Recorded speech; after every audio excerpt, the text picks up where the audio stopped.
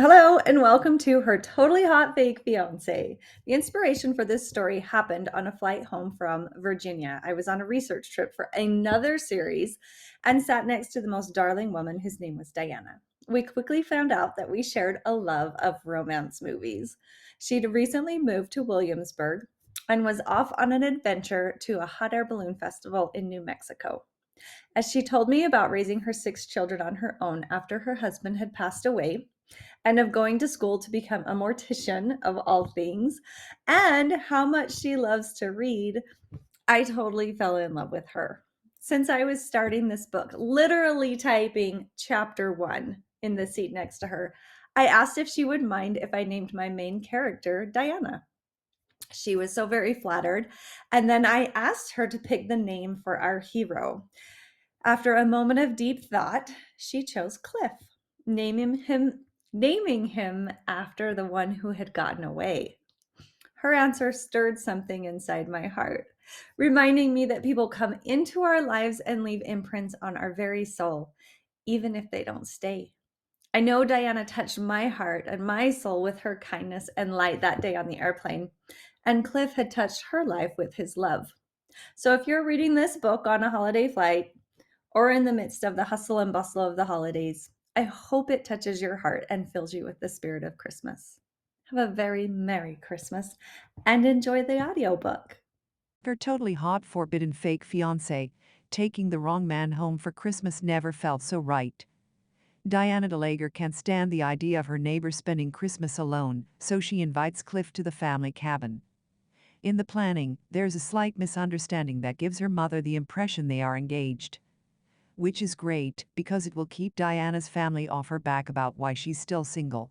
She'll just have to make sure that Cliff doesn't find out what she's done. Cliff has no desire to get into another relationship that could embarrass him in front of a church full of people. When he finds out Diana set him up as her fake fiancé, he's understandably upset. But Diana is the color in his otherwise dreary winter day. He'd do anything for her, even play the doting fiancé for Christmas. Pretending to be a couple puts the two of them in close quarters, where their lips continually come together to create Christmas magic. When the stakes are raised by a chaotic Christmas Day wedding, Cliff's hurtful past crashes into his possible future with Diana. In order to start a life with Cliff, Diana will have to confess how she truly feels. But saying I love you is a dangerous thing. Can Diana make their wishes come true, or will she be alone under the mistletoe again this Christmas? Chapter 1. Katya. Diana grabbed Faye's shoulders.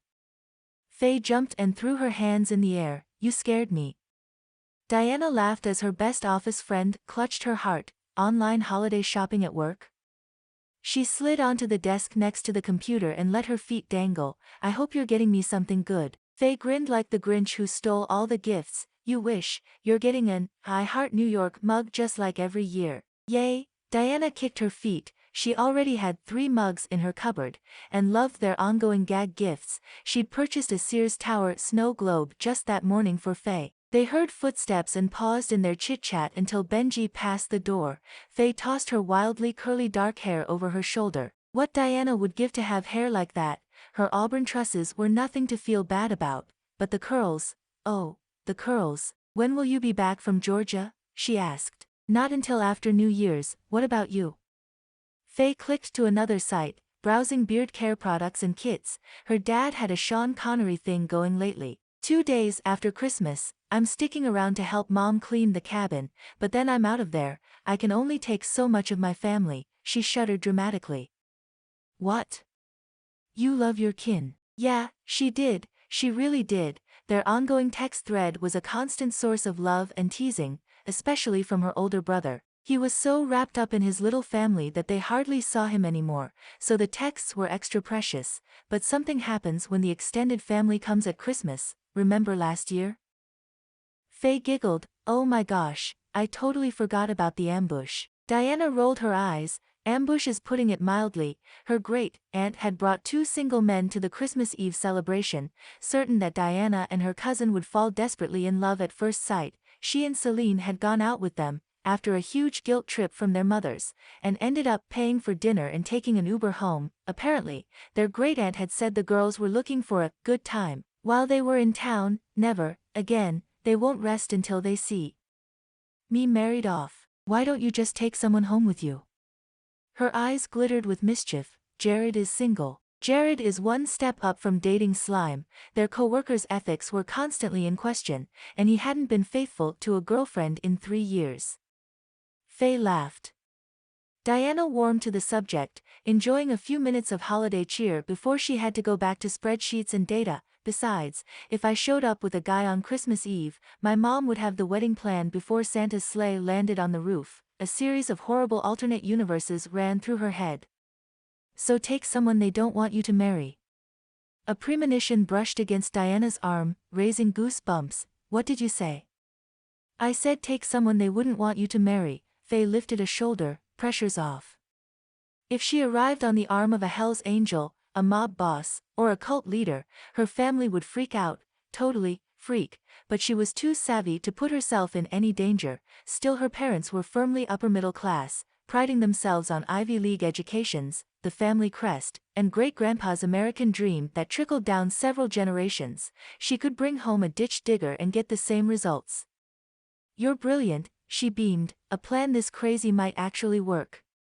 That's why I'm the bestest. Faye leaned on one arm of the chair. Diana drummed her fingers on the desk. The trouble is finding someone. Their IT company didn't exactly employ a lot of ditch diggers, and her condo was in an upscale part of town, and her neighbors were all office workers who wore suits and ties. Well, except for Cliff, her next-door neighbor was an electrician. She'd never really asked him much about what he did, but he was the one she called when her power went out. An outlet tripped, or her cupboard door fell off. He just knew things. Some people might think he was scary. He had a long beard and a few tattoos, but under all that, he was the sweetest guy, and he had great eyes, the kind that spoke to her soul. I guess you'd better start looking, said Faye. Gives a new meaning to Christmas shopping, Diana joked. They shared a laugh. Faye went back to clicking through the online catalog. Too bad they don't rent boyfriends for the holidays. Or any days. Diana wiggled her eyebrows, earning another laugh. She could already feel the pressure lightening. Benji's footsteps sounded in the hall again. I'd better get back to my office. Diana hopped down from the desk. I'll see you later. Lates, Faye waved. She clicked to a screen with next month's schedule. Diana shook her head as she headed down the hall. As great as Faye's idea was, there was no way she could take someone home for Christmas. It just wasn't possible.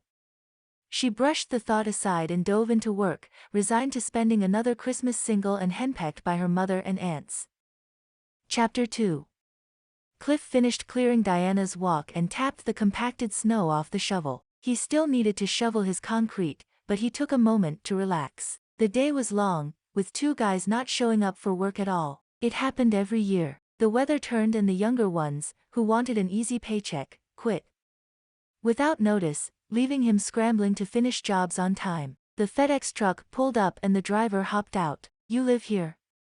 He pointed to Diana's door. If the packages he'd collected over the last 2 weeks were any indication, she must have done all her Christmas shopping online. Yep. Cliff reached for the package. He signed the electronic tablet. The driver hurried away, in a rush to finish his route. Cliff tucked the box inside his front door, smiling down at it nestled there before catching himself and slamming the door. No sense letting all the cold air in. Diana was late again, probably finishing up a project so she could take some extra time off for the holidays. Her front door was wrapped in pine boughs and strung with white lights. Sprigs of red berries with sugar crystals on them, red plastic ornaments, and reindeer made from twigs were strategically placed so that the entrance looked like something on a Christmas card. He'd come outside when she was working on it and been hoodwinked into handing her different pieces as she put the whole thing together. He hadn't minded, not really. She chatted as she worked, and she had the cutest little line between her eyes when she was frustrated. Cute. That was the word for Diana. She couldn't be more than 5'4" with auburn hair that blazed red in the sunlight. Her skin would be what his mom called peaches and cream, and her eyes were golden brown. A stiff breeze came up the walkway, reminding him that if he didn't get his walk cleared, he'd have a path of ice come morning. He got the job done in record time and headed inside to warm up, one ear tuned for the sound of Diana's car. He'd just settled into eating a cup of soup when the familiar crunch of her tires on salt came through the window. His palms began to sweat, and he suddenly couldn't eat the soup he'd been ravenous for only moments before. He held his breath in anticipation. It was silly, really, how much he looked forward to these few moments they shared. It was best not to look too deeply into the why of such things. If anyone asked why he helped his neighbor, the answer was simple: his mama raised him right. If they asked why he'd offered to help her during the power outage last year, it was because she looked so helpless standing on his walk, her phone flashlight quaking against his steps. How could he have turned her away? Even if he was nursing a broken heart and had sworn off dating, marriage, and women, a guy could be a nice guy without a reason. A light rap sounded, and he bolted from the chair, paused at the door to take a breath and compose his face, and then swung it open. Diana's eyes lit up and knocked the breath right out of him. Hey, she smiled so easily. He remembered a time when smiles came like that to him, when life wasn't bleak and the reality of a woman's cruel nature hadn't entered his life. A package came for you. He reached down and grabbed the box, thrusting it at her. I was hoping it had. Thanks. She hugged it to her like it held something precious inside. What are you doing for Christmas? He frowned. His brother was completing his residency at the hospital and scheduled to work a double shift to cover for other docs who had families. His parents were in Europe. Mom had always wanted to see Germany at Christmas, and they were still living down his big almost wedding mistake, so being out of the country allowed them the perfect opportunity to miss holiday parties. Nothing, he replied, which is exactly the way I want it. Nonsense. Diana shook her head, making her hair bounce against her red coat. You don't want to be alone for Christmas. She adjusted her hold on the box. He got the feeling she was avoiding eye contact with him, which was odd for her. She was like an owl with those big eyes of hers, soaking in his very soul and seeing right through his gruff facade. She was the only person on the planet, besides his brother, who could get through his walls. That was probably why he both dreaded and anticipated her short visits or the times he spent in her apartment fixing things. It was nice to be seen. You should come home with me. My family has a huge cabin. It's a party house, really, and we fill it up. It's quiet up there. You can tromp around in the woods, cross-country ski, sled, build a snowman, whatever you want, and no one will bother you. My mom and dad make the best meals. We'll have turkey and ham for Christmas dinner. He opened his mouth to protest. He would not be going anywhere with a woman, not even one as sweet as Diana. Not today, not ever. She plowed on before he had a chance to get out a syllable. It would help me out of a tight spot too. His protest died. One of the few redeemable things he'd done in the last year and a half was watch out for his adorable, but slightly clueless neighbor. How?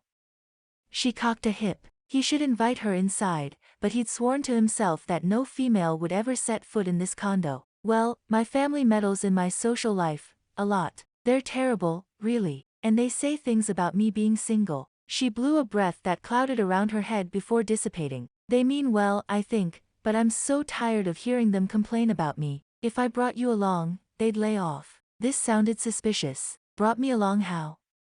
She wrinkled her nose. In my car. No, he waved his hand. I mean, as a friend. 6. Her eyes went wide. Oh.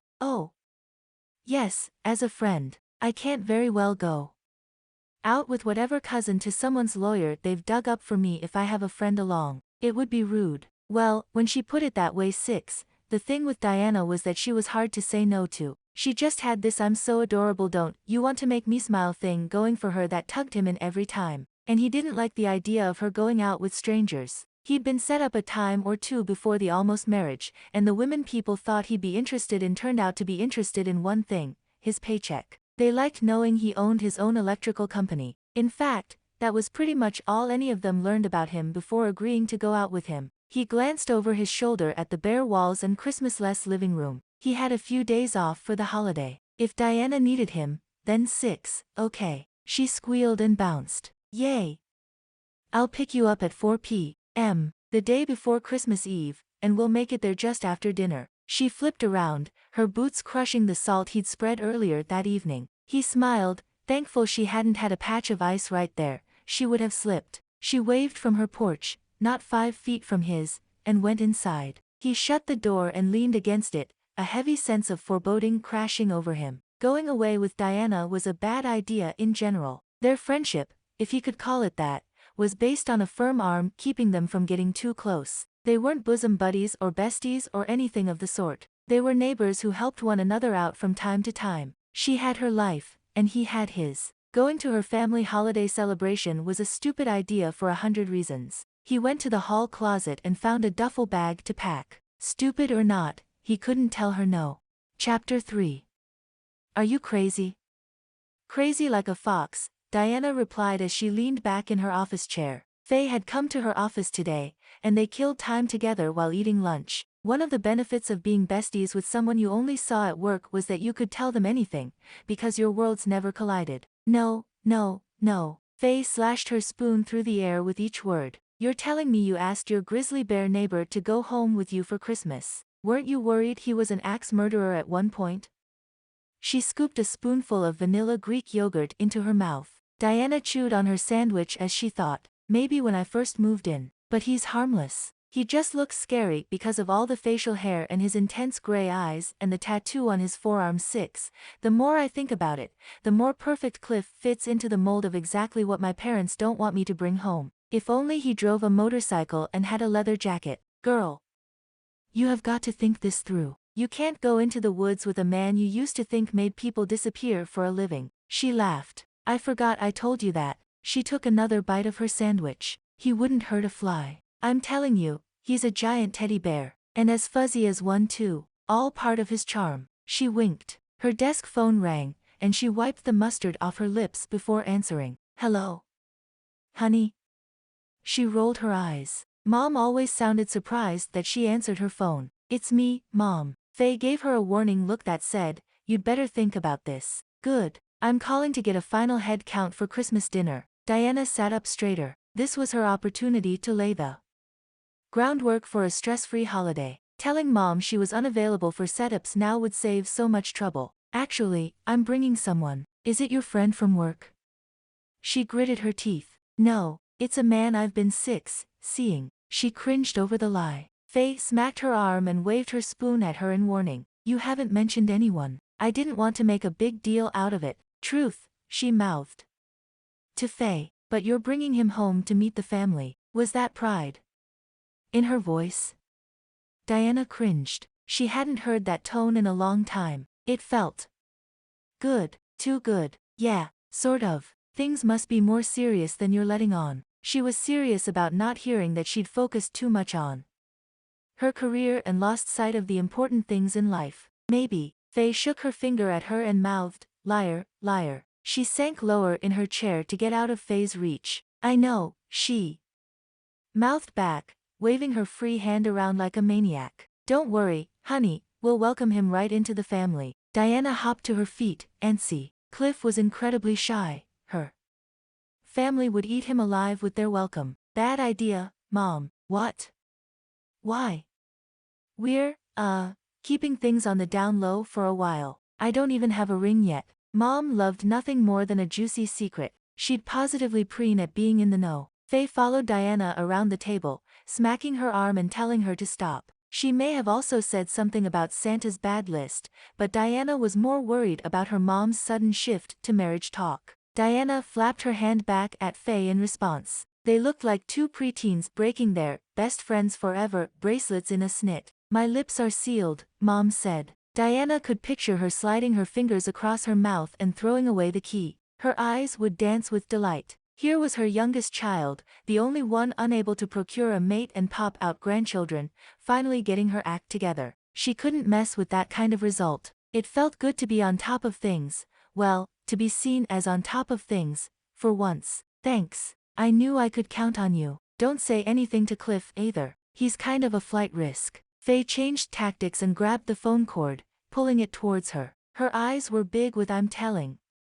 Diana panicked that she'd grab the receiver and rat her out. I'm Fort Knox, Mom confirmed. You're the best, Mom. Bye. She slammed the phone down just before Faye reached the end. You're going to 6, Faye sputtered. Diana pressed her palms against her cheeks. I know.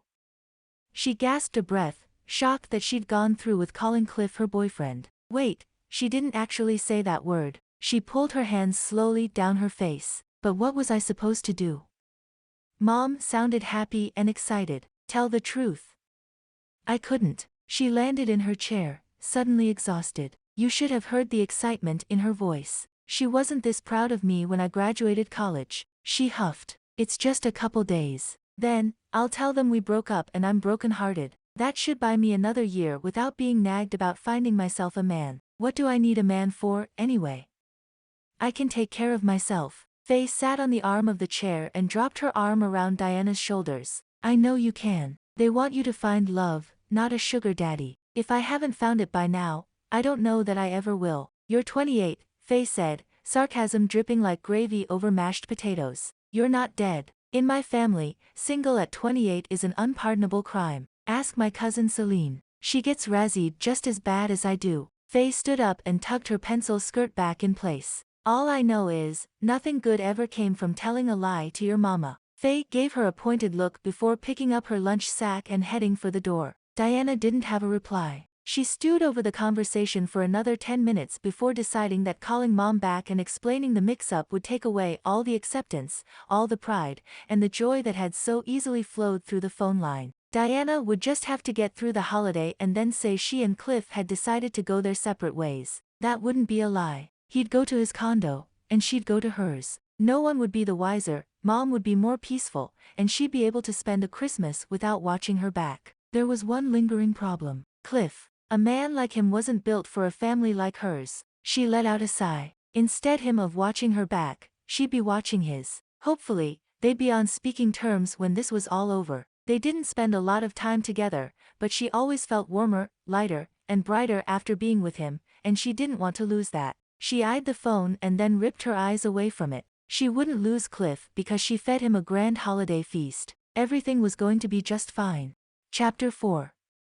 Cliff stormed from his closet to the bed. What am I supposed to wear to a family Christmas party in a cabin? He asked his older brother on video chat. His phone was propped up on the desk so Asher had a clear view of the room. Flannel? Asher offered. Cliff grunted and yanked out a drawer, knocking the phone down. He righted it quickly. Time with Asher, even phone time, was precious. This is good for you, said Asher. You've been cooped up in that condo long enough. If I didn't have a double shift on Christmas Eve, we'd find ski slopes to tackle and ski bunnies to flirt with. But I like this idea better. I don't. Diana totally hoodwinked me, playing on my protective instincts the way she did. Cliff pointed at the camera. That woman knew exactly what she was doing. I can't go. He threw 2 flannel shirts into the duffel bag on his bed and grabbed a pair of folded jeans. You don't mean that, said Asher. He shoved the jeans into the corner of the bag. Yeah, I do. Then why are you still packing? Cliff deflated to the corner of the bed. The comforter was a dark gray color, the pillowcases black. The carpet was storm cloud gray. The muted shades had seemed like a good idea when he'd consulted with the realtor, but now the room hung on him like a noose. She's the only person who brings color into a room. She wears this red coat and has a pink hoodie that drowns her, but she loves it. I see her in it all the time. And her eyes are brown, but they have this gold quality. Gold? I swear, she's all innocence and cupcakes. Literally cupcakes. She makes them all the time and brings them over, like guys want to eat mermaid cupcakes. He chuckled, thinking of her last batch. Pumpkin with yellow frosting and brown sprinkles. Are they any good? Delicious. His brother didn't laugh, and Cliff didn't look up from the dreary carpet. This was the part of the conversation where Asher changed from a teasing, annoying younger brother into the sage. He might not have been through the heartbreak that Cliff had, but as an ER doc, he'd lived 3 lifetimes of trauma. You don't have to go if you're not ready. Cliff glared at the wall. He was suddenly so tired of living in a colorless world. Just once, just for a little while, he wanted to experience the vibrancy of life. Locking himself away had helped to heal the wounds that dreadful day left behind, but it was also turning him into someone he didn't recognize. I think I have to go. I need to find my way out of this mental maze. Do it. And don't forget to call me on Christmas. I won't. He zipped up his bag and said goodbye. One last look around the room told him everything was in place. He set his bag by the front door and stared at it, willing Diana to get here soon so he could stop worrying about her getting there. Restless and unable to hold still, he went out on the porch to wait in the cold, where maybe his fingers and ears would go numb, guaranteeing that part of him wouldn't feel. That was what worried him the most about spending time with Diana. She made him feel. Feeling was dangerous. Chapter 5.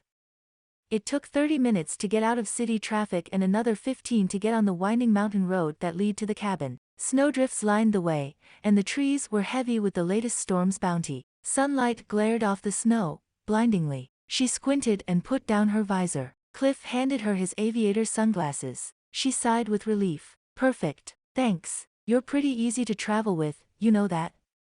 He'd carried her suitcase to the car and checked her oil before letting her start up the engine. You too. He took a bite of the chocolate chip cookies she'd packed for the ride. It was her grandmother's not-so-secret recipe. From the way they were disappearing, Cliff was a fan. They hadn't spoken much while in traffic. She got the feeling Cliff was either having second thoughts about tagging along, or he wasn't comfortable with her driving skills. She was a country girl and used to having wide, open lanes. Maybe some conversation would relax his hands, which were in tight fists over his knees. I think this is the first time we've ever hung out, she offered by way of a conversation starter. Second. He continued to stare ahead, indicating that she should keep her eyes on the road. She turned back and tapped her brakes to avoid hitting the car in front of her, which took a quick right turn without signaling. That's not true. It is. The week after you moved in, I fixed your living room lamp and you made me dinner. She'd forgotten about that disaster that ended with her smoke alarms going off and the two of them opening doors and windows to let out the smell. She frowned.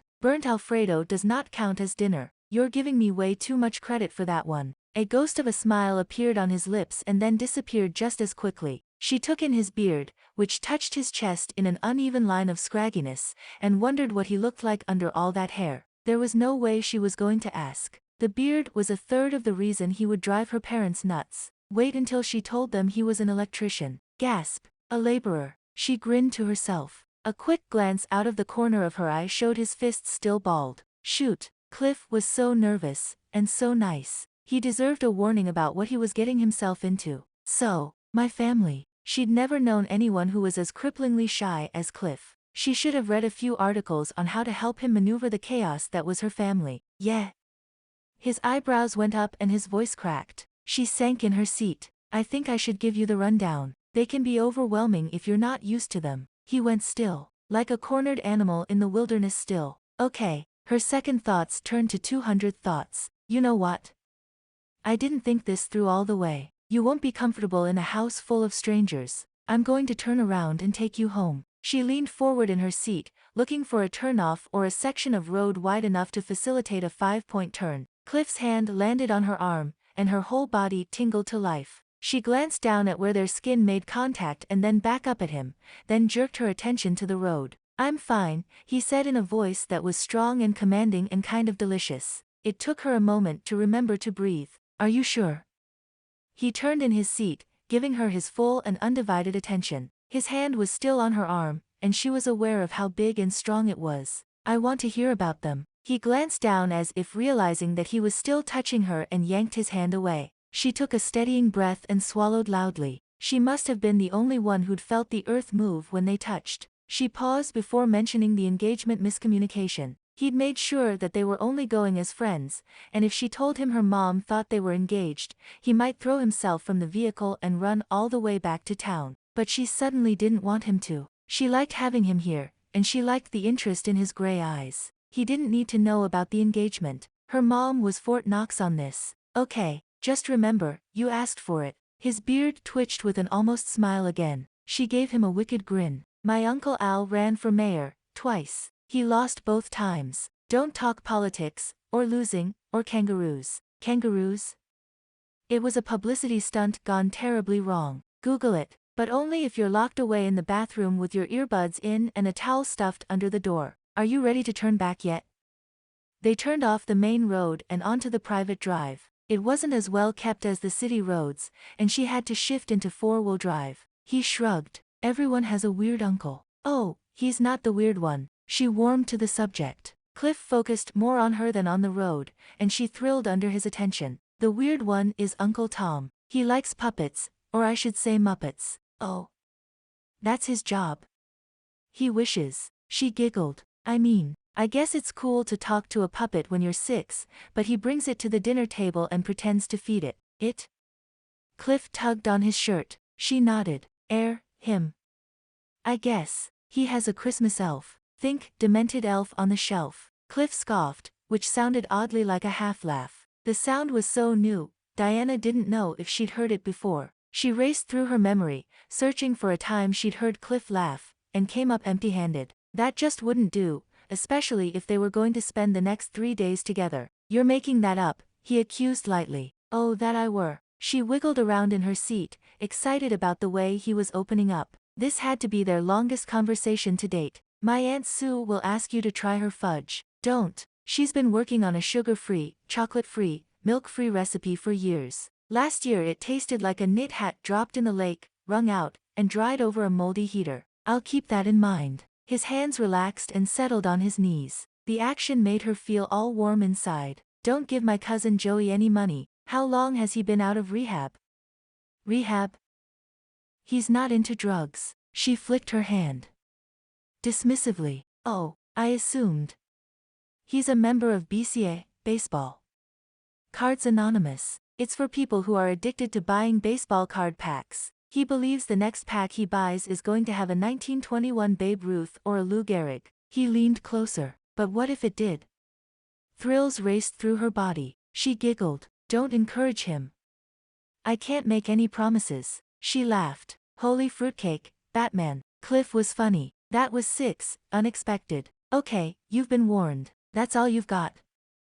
No, but you refuse to take our crazy seriously, so there's not much more I can do here. He chuckled, a real, honest-to-goodness chuckle. She did a mental fist pump in triumph. Cliff leaned his arm on the widow and relaxed into the seat, still facing her more than the road, still making butterflies flitter in her stomach. He was a really great guy, coming to her family Christmas party to save her from her aunt's version of romance and the constant nagging to get married. A lead weight grabbed the butterflies in her stomach and pulled them down to reality. She shifted in her seat, uncomfortable with the feeling. If she was any kind of a good person, she'd turn the car around right now and save Cliff from the wolves waiting for him at the cabin. That was what a good person would do. Except 6, she reasoned with her conscience. Cliff didn't know what she'd told her mom, and her mom didn't know that Cliff didn't know. As long as everyone was kept in the dark, no one would know anything, and they could have a lovely holiday together doing more of this back and forth thing that both tied her in knots and undid her. Not to mention the fact that taking him back to the condos meant Cliff would be alone for the holidays. No one should be alone at Christmas. That was a rule her family prided themselves in keeping.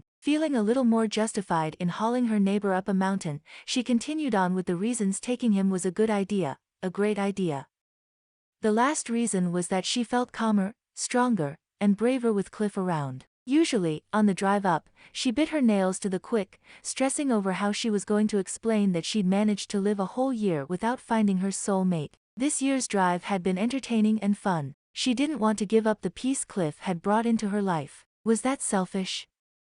Yes, it was. But he'd almost smiled, and he'd chuckled for the first time, ever. So maybe being with her was good for him. When he was at her place, or she took him baked goods, he didn't hide the gloom that circled him like storm clouds. Maybe she could help that lift, at least for a couple days, and he'd be glad he came. Then again, if he found out he was her forbidden fake fiancé for the weekend, he'd think she was insane and never speak to her again. The thought made her insides curdle like week-old eggnog. Not because she needed him to keep her condo in good repair, but because she liked Cliff. He was a good friend, probably the only one she had outside of the office. And the thought of losing him made her feel like a storm cloud. You look like you're going to pass out. Diana put her hands on his back and pushed him deeper into the room. Sit down for a minute. He glanced around quickly for a chair or a bench, but the only space to sit was on the bed. Some gentlemanly part of him refused to lounge there. He spun around, ending up behind her. Can you just show me to my room? He said gruffly. She pulled her eyebrows down. Did I do something wrong? He dragged his palm down his cheek. She really had no idea how adorable she was or what kind of effect she had on men. He needed to clue her in on things without sounding like the type of guy who would creep up here in the middle of the night to watch her sleep. That depends. Are you in the habit of shoving men onto your bed? She blanched. I wasn't, no. She lifted her chin, indignant, and shoved his chest with both hands. No. Her push didn't even sway him. He grinned. You're cute when you're upset. Immediately, he regretted saying those words. He shouldn't call her cute, for any reason. He should run for his room. Diana was much too sweet for the likes of him, and he'd do well to remember that. She scowled. He opened the door, enjoying the burst of cool air from the hallway. Come on, before your mom thinks you're taking advantage of me. Her mouth fell open, and then she brightened considerably, as if the idea was as agreeable as sprinkles on ice cream. The bottom dropped out of his stomach. She was too beautiful for her own good. If he were any less of a gentleman, he would have kissed her. Chapter 7.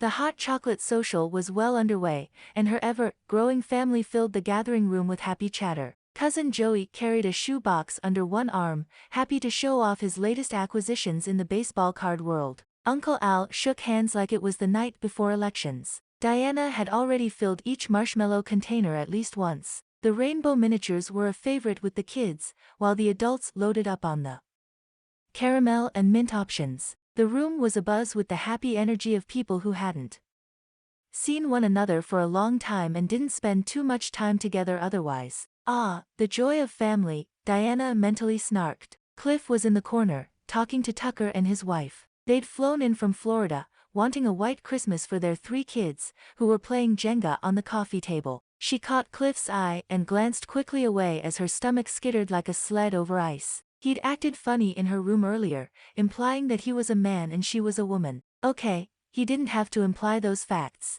It was easy to see that he was a man. He stood a half head taller than anyone in the room and was thicker in all the right places, like his chest, which had felt taut under her palms earlier. She dropped the thought as fast as she'd picked it up. Then she circled back to it, wondering why she hadn't noticed how defined he was in the time they'd spent together at her condo. Always her condo, never his. She frowned, realizing that he'd never invited her into his house. She always had to stand on the porch. A man who was uncomfortable in a woman's room might feel protective of his personal space. When she'd showed him the guest room in the cabin, with the bright red coverlet and pine furniture, he'd stood in the doorway to keep her out. She'd finally told him when to be upstairs and left him there to get ready. Hey, sis. Diana's smile widened as her older sister came in for a hug. Sadie.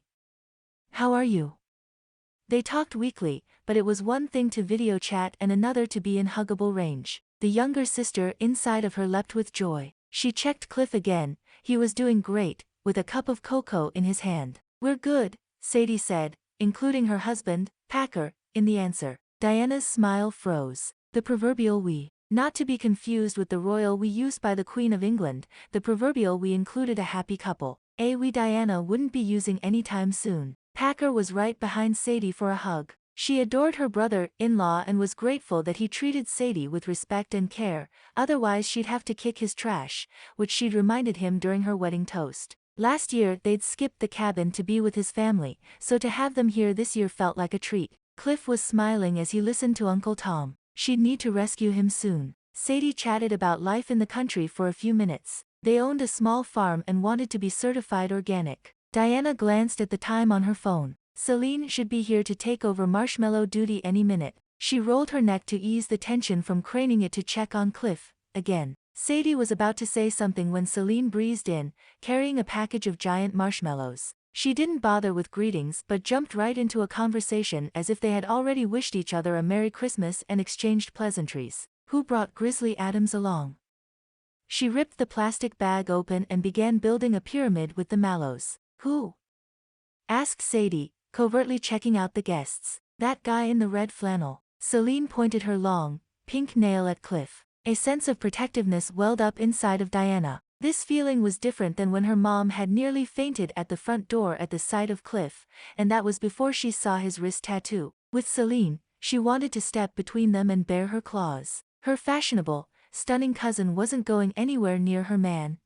Guessed. I did, and his name is Cliff. Packer peeled off the group to go hang with the guys. Girl talk wasn't one of his preferred topics. Sadie rolled her eyes and called him a wimp as he kissed her cheek. Celine kept right on talking. Please tell me he's a holiday charity project and you're going to give him a complete makeover. Diana huffed. Cliff didn't need a makeover. He was handsome, really handsome. Like, turn heads in the grocery store good looking. He's not charity. We're, together. Which was technically true, since they'd come in the same car. She'd have to watch her word choice, or she'd end up spreading lies like frosting on a sugar cookie. Since when?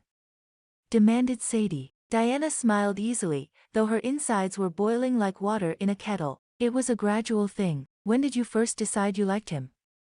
Sadie continued her polite but pointed interrogation. A boyfriend was definitely something she would have mentioned. Celine leaned in, always ready for a bit of gossip or a good love story. Diana grinned. The second time he saved my life and the first time he saved my virtue. Both women gasped. It was late, and the new renter in the condo next door had thrown a rager. She closed her eyes, reliving the fear that had stapled her hands to the steering wheel. I could see through the front window. There was a fistfight, but it looked like people had placed bets. They were screaming at the men, encouraging them to pound the life out of the other. She opened her eyes, allowing the giant pine tree in the corner with the twinkling lights and bright ribbons to wash away the darkness that had seeped from the open condo door. Several guys were out front. When they saw me pull in, they nudged each other and sort of stood at attention, like they were ready to rush me. I couldn't move. I knew if I got out, bad things were going to happen. I closed my eyes and prayed. And then there was Cliff, at my window, knocking lightly. He walked me to my door and then sat on my porch until the cops showed up.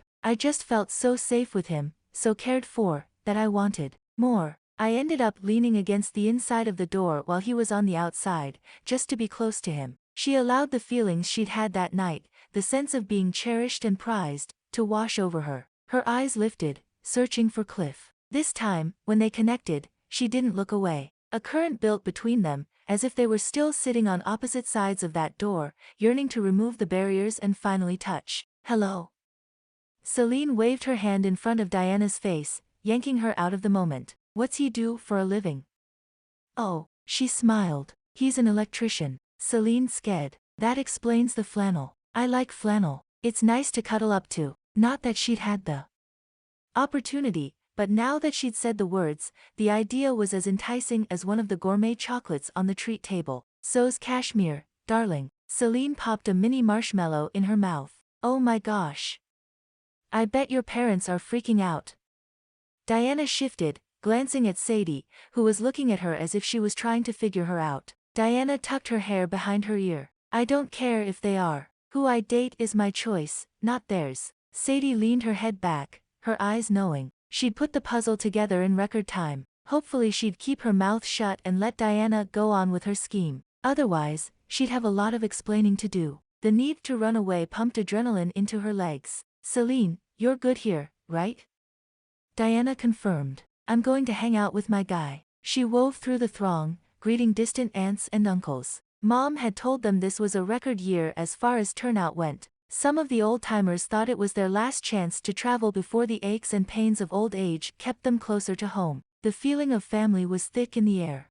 The sly glances people threw in Cliff's direction didn't escape her attention. He stood out in his flannel, but as far as she was concerned, it was a good thing. All the cable-knit sweaters and button-up shirts blended together. She liked that Cliff was his own type of man. Hey, she said softly as she linked her arm through his. There were several sets of eyes on them, including Sadie's, and she needed to put on just enough of a show to dislodge a few puzzle pieces while not alarming Cliff. The balance was delicate, but she was confident enough to lean close. Your Uncle Al was just telling me about his ideas for city council. Says he'd like to run next year. Cliff's eyes sparkled with mischief. Diana pinched his side in warning. He wasn't supposed to talk politics with Uncle Al. She gave him an "Are you trying to start something" look that would have frightened woodland creatures away. That sounds like an interesting topic of conversation, she said through a smile. Cliff's shoulders bounced with silent laughter. You wouldn't believe their stance on backyard chickens. It's absolutely ridiculous,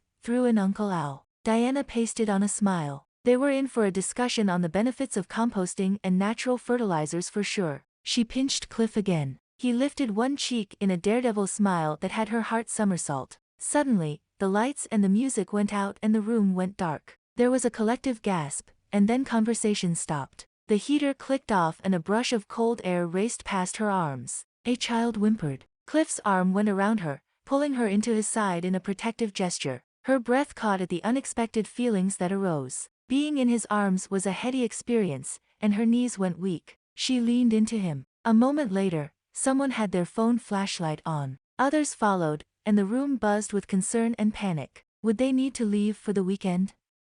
Where would they all stay? How long would the heat last? Hey! Hey!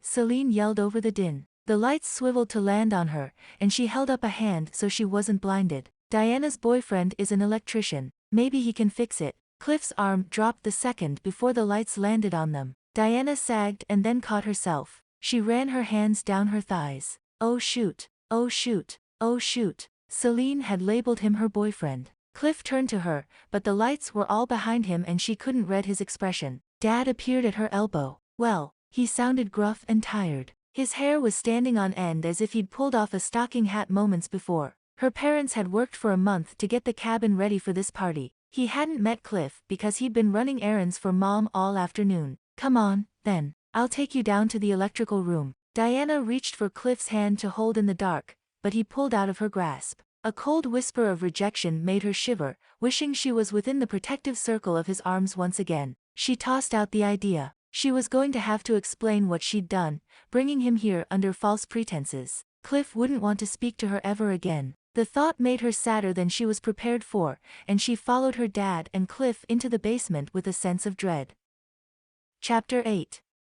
Cliff entered the electrical room, holding his phone above his head to get the lay of the land. It was a standard setup, exactly what he would have installed if he'd had this project. Man, he wished he'd been able to wire this place. The Finnish electrical alone would have paid for his condo. His head swirled, the word boyfriend coming around several times. His stomach had hit the floor at the same time his heart had leapt. He loved the word boyfriend, had loved being a boyfriend. Having a girlfriend was one of the singular best experiences of his life. Women were absolutely amazing and giving creatures. He suddenly wanted that. At the same time, he was upset that Diana hadn't corrected the misunderstanding. If it was a misunderstanding, being considered the boyfriend would explain the frosty reception that afternoon. David, Diana's father, opened a small closet and glanced inside. Someone moved the toolbox. He glared at the inside of the closet once more. I'll check the media room. Sometimes the kids need a screwdriver to change batteries in the remote. He disappeared, taking his phone with him.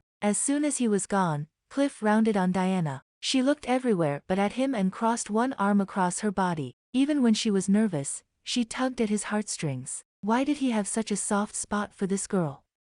So, he let the word hang out there, starting a conversation without really saying what was on his mind. Because his head was all over the place with scenarios that would explain what had just happened upstairs, and none of them cast her in a good light. She glanced at him and then away again. She'd been doing that all night. But upstairs, it was like she was fighting against herself not to stare at him, which he'd kind of liked. The flirty game was fun and harmless. At least he'd thought so. Why does everyone think I'm your boyfriend? She took a deep breath. Before she could answer, her dad said, because she told us to keep your engagement a secret. David set the shiny red never-been-out-of-the-house toolbox on the carpet and grinned. Found it. Cliff couldn't quite hear him. He'd gone numb, like the world has a pause button, and he was stuck between the moment when life made sense and this strange reality where he and Diana were supposedly engaged. A boyfriend was fun. A fiancé was huge. He turned to her for answers. Her eyes pleaded with him not to say anything in front of her dad. He silently agreed, but only because he was too wigged out to come up with a way out of this. Opening the electrical panel, he easily found the tripped breaker and flipped it. The lights in the hallway came on, and there was a cheer from upstairs. Someone will need to check each room to make sure they're all back on. I'll wait here. He folded his arms. Diana went for the door. I'll do it, she said quickly. Oh no. He grabbed her around the middle with one arm. I need you to stay right here and help me. She stopped squirming and held still. He dropped his hands. David was all smiles. I'll go. He shook his head. I can't believe how fast you did that. Cliff lifted a shoulder. It was an easy fix. Yeah, for you, David said as he left. Cliff cocked his head to the side. Those were the same words Diana had used. A sense of pride in his craft made him smile. The smile faded as he took in the way Diana wrung her hands. He didn't want to scare her or intimidate her or even cause her a small worry. He softened his features and his tone. Diana, what is going on? I may have led a couple people to believe that there is something, more between us. The warmth drained from his face even as the heater kicked on. Why? She gritted her teeth. Because they're impossible. She paced to the door, looked into the hallway, and then shut it. Every year it's the same thing. Why aren't you married yet? You need to try harder to catch a man. And my personal favorite, I have a lovely young man for you. He's been in jail, but it was a white collar, so you have nothing to worry about. As if I should feel grateful to land a guy who cheated on his taxes. She thrust her pointed finger towards the floor to emphasize her point. I just wanted a barrier between me and the pressure to get married for one Christmas. I told Mom I was bringing you, and she jumped to conclusions I didn't correct. She stepped forward and grabbed his hand, holding it between both of hers and pressing it just under her chin. Her skin there was soft and warm, and he worried he'd smell her delicious scent on his fingers the rest of the night. Her big eyes took on a pleading quality, like a woodland animal on a Disney cartoon. I'm so sorry. I should have told you the situation right from the beginning. I should have given you a choice instead of leading you blindly into this mess. He agreed with her, wholeheartedly. He should have been angry with her for using him. He was upset, but instead of the anger roaring through his veins, it was more like the buzz of an annoying mosquito. I'll drive you home in the morning. She dropped their hands and opened the door. They trudged up the stairs, Cliff's steps slower and heavier than they had been coming down. He'd enjoyed his conversation with Diana's cousin. The guy explained that this was their first Christmas back at the cabin after having their first child.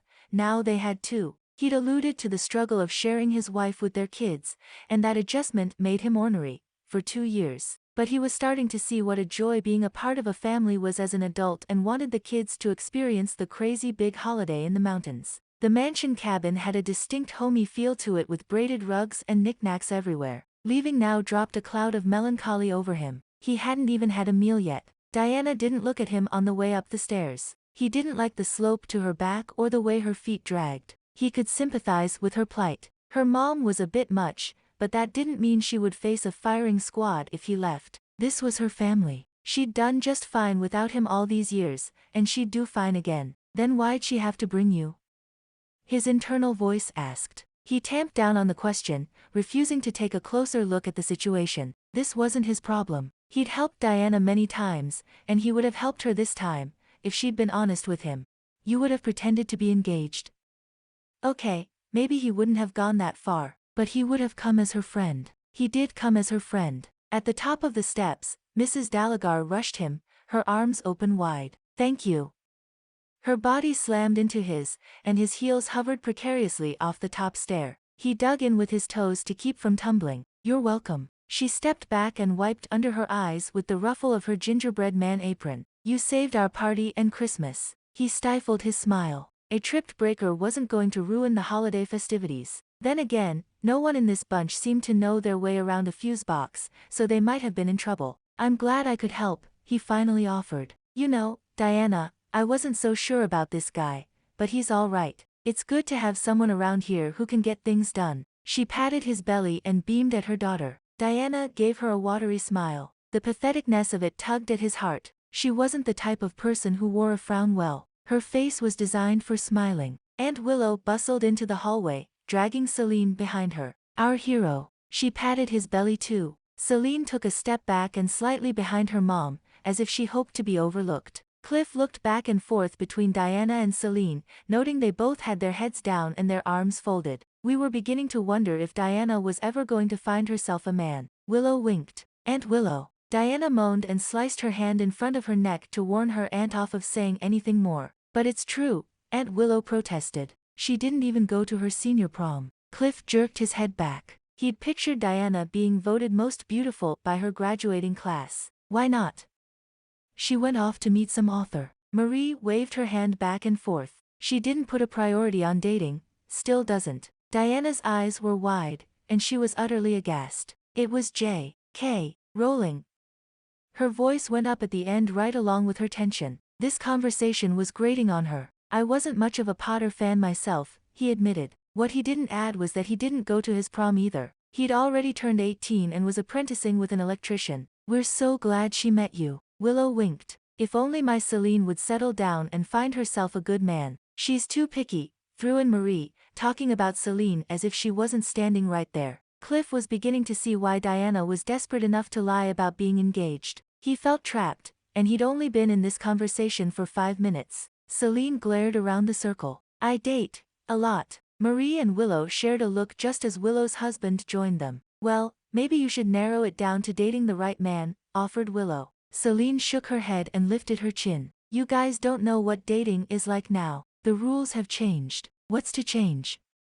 Uncle Tom scrubbed at his big, round nose. You see someone you like and you spend time with them. You're making it too hard. Never mind. I'm going to check the marshmallows. Celine kept her head down as she walked away. Cliff wondered how many times that had been Diana. He hated to think that she had that much pressure on her to find love. It wasn't like a person could just walk up to a stranger and ask for their number. Online dating was a minefield and a second job. Setups were usually horrible. He glanced over to see her watching him. She quickly turned away. He wanted to save her from the henpecking that was sure to come if he left, but was he really dumb enough to play the fake fiancé for the holidays?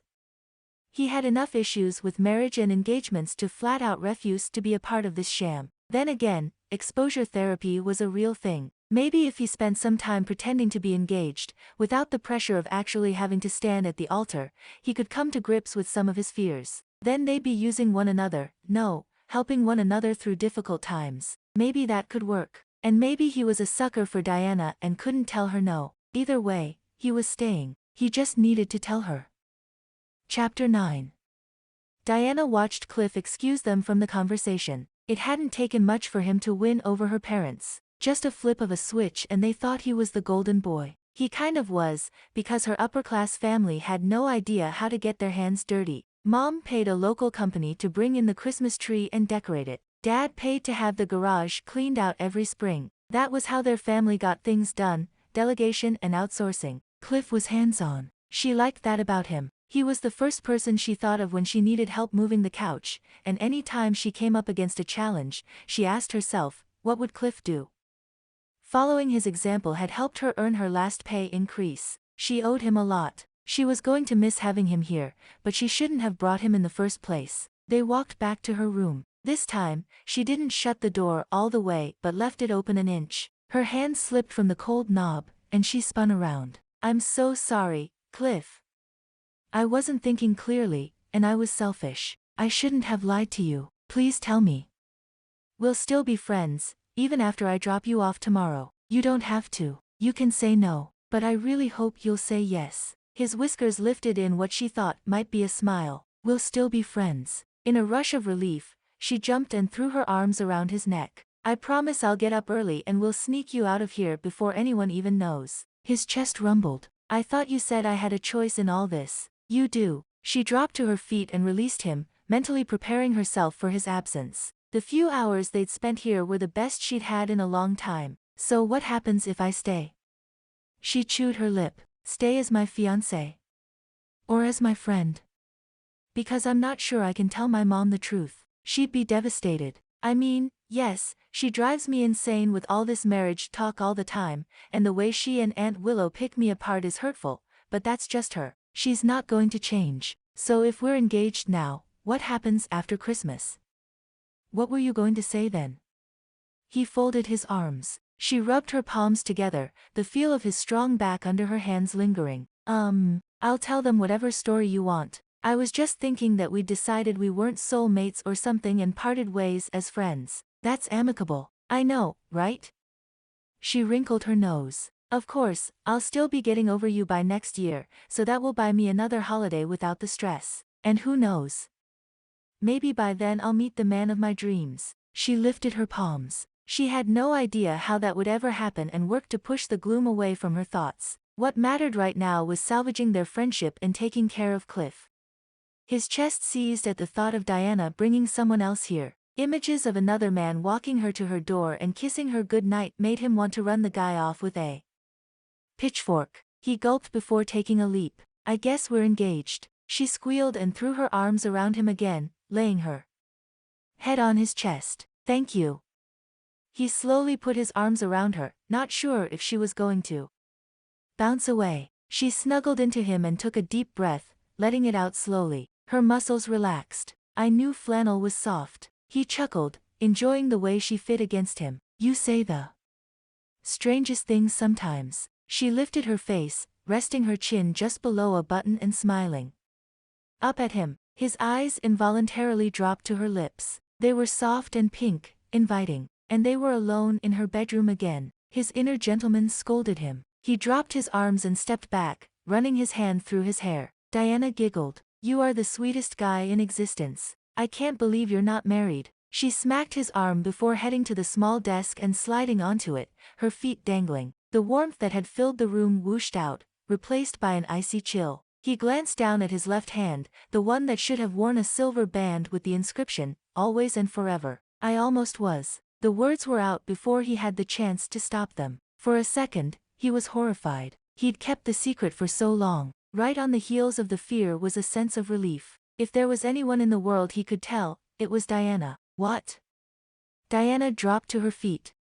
A million questions raced through her mind, but Diana couldn't grab onto any of them. She was acutely aware of the change in temperature that happened when she teased him about being married, but she'd never thought he'd been engaged before. He was so handsome and the type of guy who would do anything for anyone. She couldn't imagine him breaking off an engagement. Maybe there was a whole other side to Cliff she didn't know. What do you mean, almost? A scene from a movie came to mind where the groom got cold feet and didn't show up. Please tell me you didn't leave her at the altar. No, he scoffed with malice. She got there, all right. The answer would have made her believe he left her there, but the bitterness in his tone gave her second thoughts. He'd obviously been hurt, maybe devastated. She softened her voice and asked, "What happened?" Her heart stopped beating as she waited, afraid of what he was about to say. She didn't want to hear something that would change the way she felt about Cliff. Her opinion of him was so high, it could only tumble down, right? She found me before the ceremony and confessed she was in love with my best friend, who happened to be my best man and standing in the room. No. She gasped, her hands covering her mouth. Yes.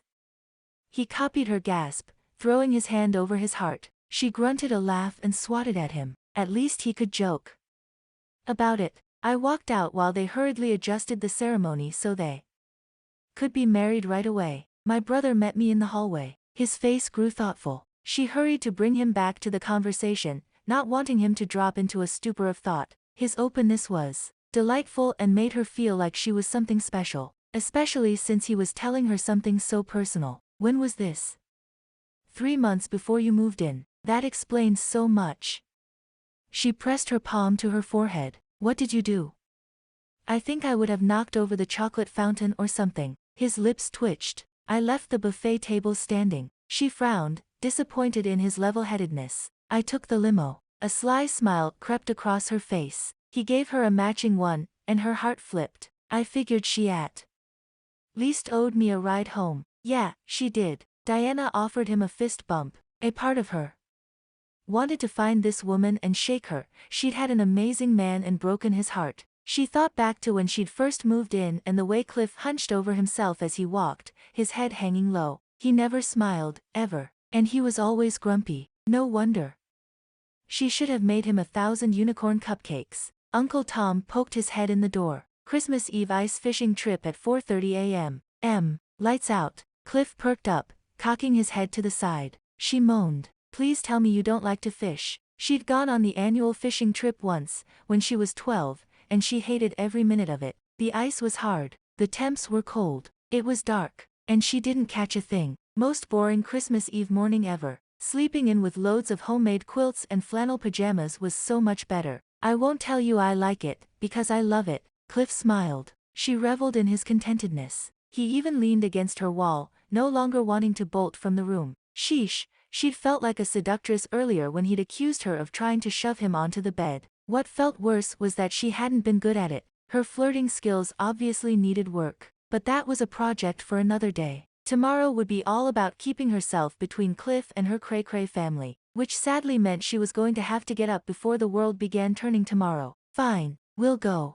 The corners of his eyes wrinkled as his smile went all the way to the roots of his hair. Her heart paused in wonder and delight. Heaven help me. She pointed a finger at him. But don't expect a happy camper. I'm not a morning person. He ruffled her hair. Don't care. She swatted his hand away but smiled. Her chest was all warm again, knowing they were back to being friends. She'd gotten used to having him in her life and couldn't imagine going through a day without Cliff. Chapter 10. When Diana's family decided to do something, they did it in style. Cliff had been fishing many times with his dad and brother over the years. They took an old, beat-up canoe out on the lake, dropped their lines, and munched on vanilla Oreo cookies. Looking back on those lazy days, he realized what a gift it was to spend time with his dad outside of cell service. Ice fishing was nothing like canoe fishing. They'd met in the kitchen, where warm cinnamon rolls filled the air with the scent of the holidays. The group was about a fourth of the size of the hot chocolate social. Not many young families decided to get up before dawn. The kids that tagged along yawned and leaned heavily on their parents. Diana was adorable in her 23 layers of clothing and beanie. She'd grabbed them a thermos of hot chocolate to take on the lake and held it close to her chest, as if it was warming her. The night sky was inky with a smattering of stars. It was still dark enough that it felt like the middle of the night. Sunrise wouldn't be for several hours. The leaders, Diana's dad and his brothers, fired up snowmobiles with sleds behind them. The rest of the crew piled into the sleds, some of them 4 people deep, and hung on. Diana sat in front of him, leaning into his chest. He breathed in her scent, part sugar frosting and part her. She smelled like a lady, a little floral, a little vanilla, and a little coconut. They fit perfectly in the sled together. They might have been able to fit a child in front of Diana. The idea of adding a kid, their kid, to the mix was all too real and all too beautiful for him to focus on. Like staring into a spotlight, he had to look away. The snow was 3 feet deep in places, and the snowmobiles had to forge a trail through the woods to the lakeshore. He expected them to stop and let the riders out, but David plowed right out onto the ice. "How thick is it?" He had to yell to be heard over the roar of the machines. "At least 15 inches, Diana replied. She gave his leg a reassuring squeeze, and his heart answered with a leap. "Don't worry, I won't let you fall in." He hugged her a little tighter in response, only half teasing about being worried. In less than 5 minutes they pulled up to a small village of tents, their plastic windows blazing with welcoming light. There were attendants stationed near a set of tables where fishing poles and bait were laid out. "I wondered how we were going to dig for worms," he joked. Diana smiled up at him. "No worms. We use power bait or a lure, thank goodness." He nodded. "I can get behind that." They got in line to get their poles, letting the kids go first. One of the tent doors unzipped and a wave of heat rushed out. The floor had a thin layer of water, and the 3 holes inside were slushy on top. "This is a little different than my scout campouts." "Really? You were a Boy Scout?"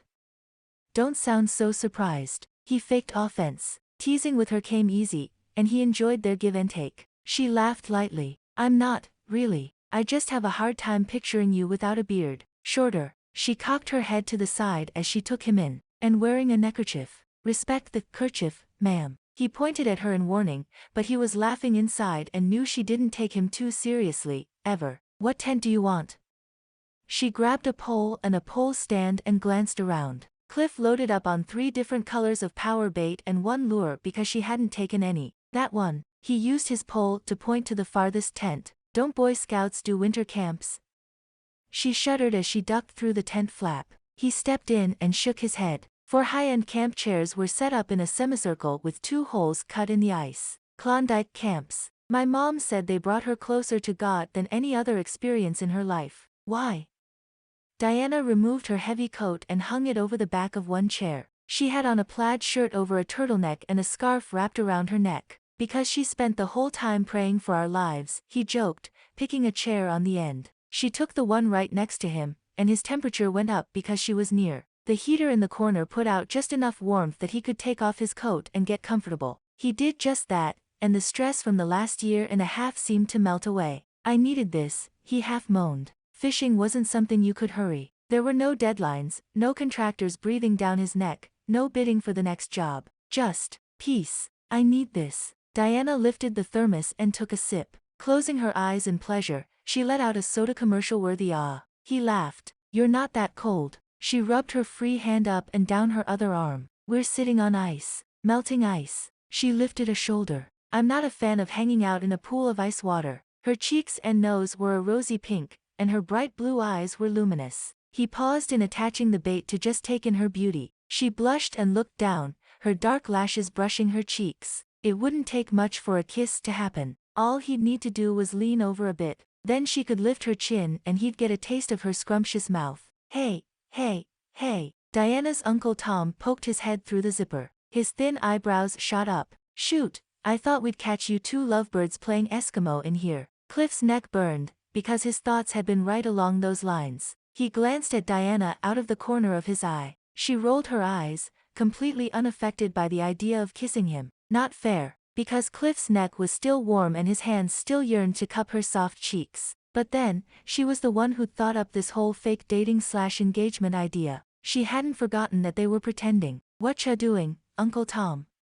Diana offered Cliff the thermos. He took it, aware that his mouth was where her mouth had been. We need a place to play cards. The youngsters are bored. Since you two have the most space, we're coming in. He shoved the rest of the way through the door and was followed by two 6-year-old boys. The first one carried an extra camp chair, and the second brought a folding table. Boys, this is Cliff. Don't tick him off or trip over his fishing line, or he'll toss you out in the cold. They took him in with matching big brown eyes, wary. Stop.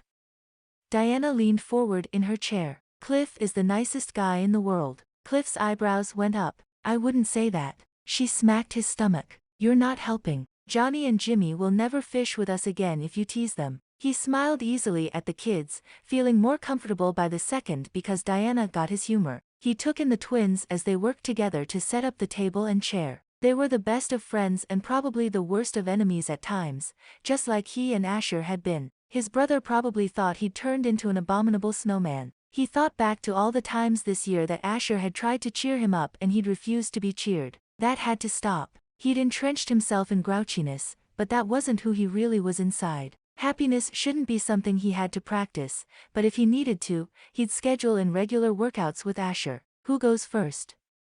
Asked Jimmy. I will, answered Uncle Tom. The game started off slowly, but soon they were unloading cards and anxiously watching one another's discard piles. Cliff kept an eye on both rods, but there wasn't so much as a wiggle from either of them. He'd love a depth finder, and if he was invited back next year, he'd bring one. He paused for a second, remembering that he wasn't supposed to be here next year. As far as these people would know, he'd be the long-lost boyfriend/fiancé. That was kind of depressing. Diana chewed her lip as she watched the game unfold. She shuffled cards around in her hand, moving some to the back and others to the front depending on what a person played. How do you like school?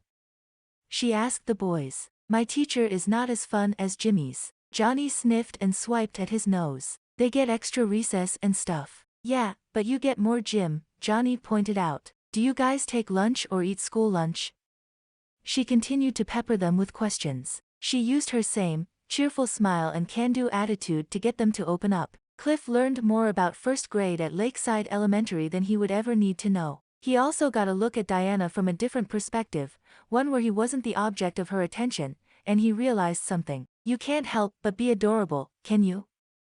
His hand reached up, moving without his permission, and he brushed his fingers down her jaw. The temperature in the tent went up 10 degrees. Diana flushed prettily, and his throat grew thick. Uncle Tom cleared his throat. Let's keep it PG here, folks. Cliff dropped his hand and cleared his head, avoiding Diana's questioning gaze. For a moment there, old dreams of being married and the desire to be part of a couple had surfaced. He could easily see Diana holding a baby, coaching a little league team, or teaching a teenager to drive. She was the whole package, and he had no right to think of her that way. They were friends, that was all she wanted from him. For a moment there, it had felt real, more real than the ice under his boots.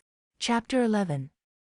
Diana silently crept down the long hallway in her double, sock-covered feet during Christmas Eve nap time. The whole house was on quiet hour, so those who had gone fishing could catch a wink and the babies could sleep without being interrupted. Something bothered her, and she couldn't rest until she talked to Cliff about it. She slowly stretched her leg over the creaky board and then continued on toward the stairs. She glanced both directions before riding the banister to the bottom. Cliff's room was across the billiard room and to the right. She tapped lightly on the door, leaning her ear against it to listen for an answer. When he didn't respond, she twisted the handle and snuck inside, closing it quickly behind her. The woodsy delicious scent of men's soap hit her first and made butterflies stand at attention. Cliff was tucked under the blankets, one arm thrown above his head. He wore a white t-shirt, and his face was peaceful in slumber. He was so handsome lying there. Her hand went to her jaw, where his fingers had drawn a line that morning, making her shiver in the most scrumptious way. That shiver was why she'd snuck into his room. Cliff, she whispered. He murmured and adjusted but didn't wake up. She scowled.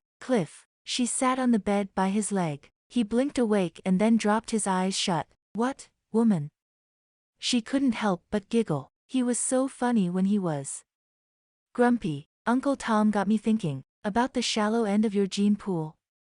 He rubbed his eyes and then his cheeks. No, she smacked at his knee. But now I am, so thanks for that. He chuckled, the sound deep and intimate when surrounded by blankets and pajamas. The urge to snuggle up to his warm body and lay her head on his chest, just to hear that sound, was overwhelming, but only because she was still freezing from being out on the ice, and not because she wanted to, cuddle. Diana. He lifted his head off the pillow, his lips slightly pursed with concern. She extracted herself from the lovely daydream. If he read her thoughts, he'd think she was nuts. He'd made it perfectly clear that he was here as her friend, not her boyfriend. Heck, he might think she was nuts after she said what she'd come in here to say. Okay. She tucked her feet up under her on the bed and put her hand between his ankles to lean on. He glanced down. She fully expected him to tell her to get off his bed and out the door, his gentlemanly instincts shining like armor. When he didn't, she forged ahead. We need to act like we're dating. He dropped his head back to the pillow and stared up at the ceiling. Well, we're in bed together. How much more do you want to do? Cliff. Her hands flew to her mouth and her cheeks burned. That's not what I mean. He lifted one eyebrow and smirked, looking all bedroom eyes and sexy in his rumpled t-shirt. She laughed. Stop teasing me, or I'm going to have a heart attack. Her pulse was out of control. Who knew Cliff could play the bedroom eyes? She'd fan herself if she wasn't so afraid of scaring him off. He broke into an easy smile, tucking his hand behind his head. The result was just as hazardous to her heart. His bicep was huge. How had she not seen that before? But his muscles were not the thing that drew her. I can't remember ever seeing you smile before this weekend. I guess I didn't have much of a reason to. She gasped. You mean my unicorn cupcakes weren't enough? I'm so offended.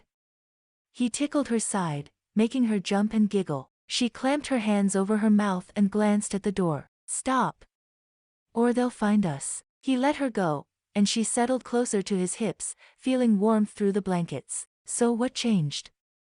I guess being a part of your little scheme. Scheming makes you smile.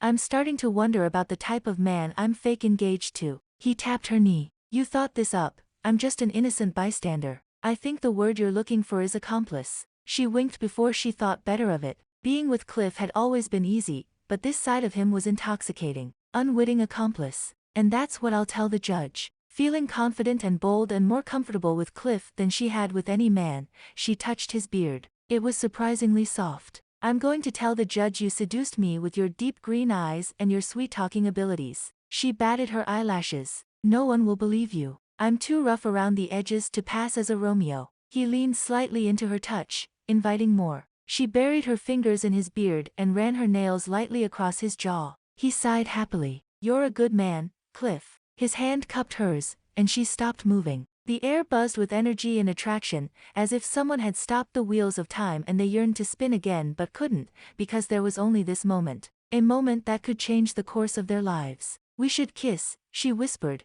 her eyes dropping to his lips. A yearning to know what his beard felt like against her cheek took over, and she leaned forward. The next thing she knew, she had a face full of pillow and Cliff was up on his elbow. What?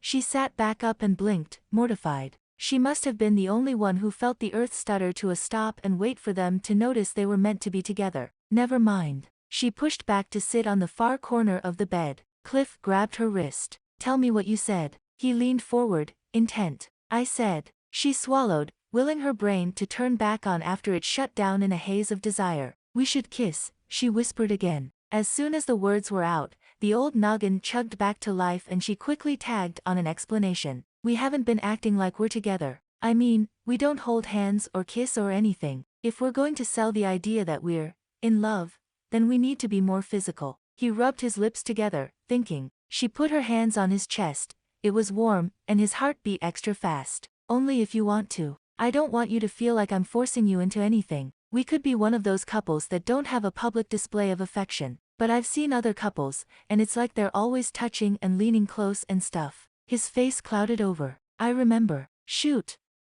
I wasn't trying to bring up bad memories. She hopped off the bed. It was just a silly thought. Forget I ever brought it up. Lunch should be ready soon. It's soup and breads. She ran for the door and ducked out of the room before he could answer. In the hallway, she smacked her palm against her head several times. She shouldn't have said anything. Now she'd gone and made this whole weekend uncomfortable. The steps seemed taller and harder to climb with her heart dragging behind her like a kite without wind. A big part of her had hoped he'd say yes to the kiss, to holding hands, to acting more like a couple, because, Oh shoot, if she was honest, she wanted to be more than Cliff's friend. What she'd told him was true. He was a good man, and good men were hard to come by. But his ex-fiancé had done a number on his heart, and if he wasn't ready to give it to Diana, she couldn't pry it from his fingers.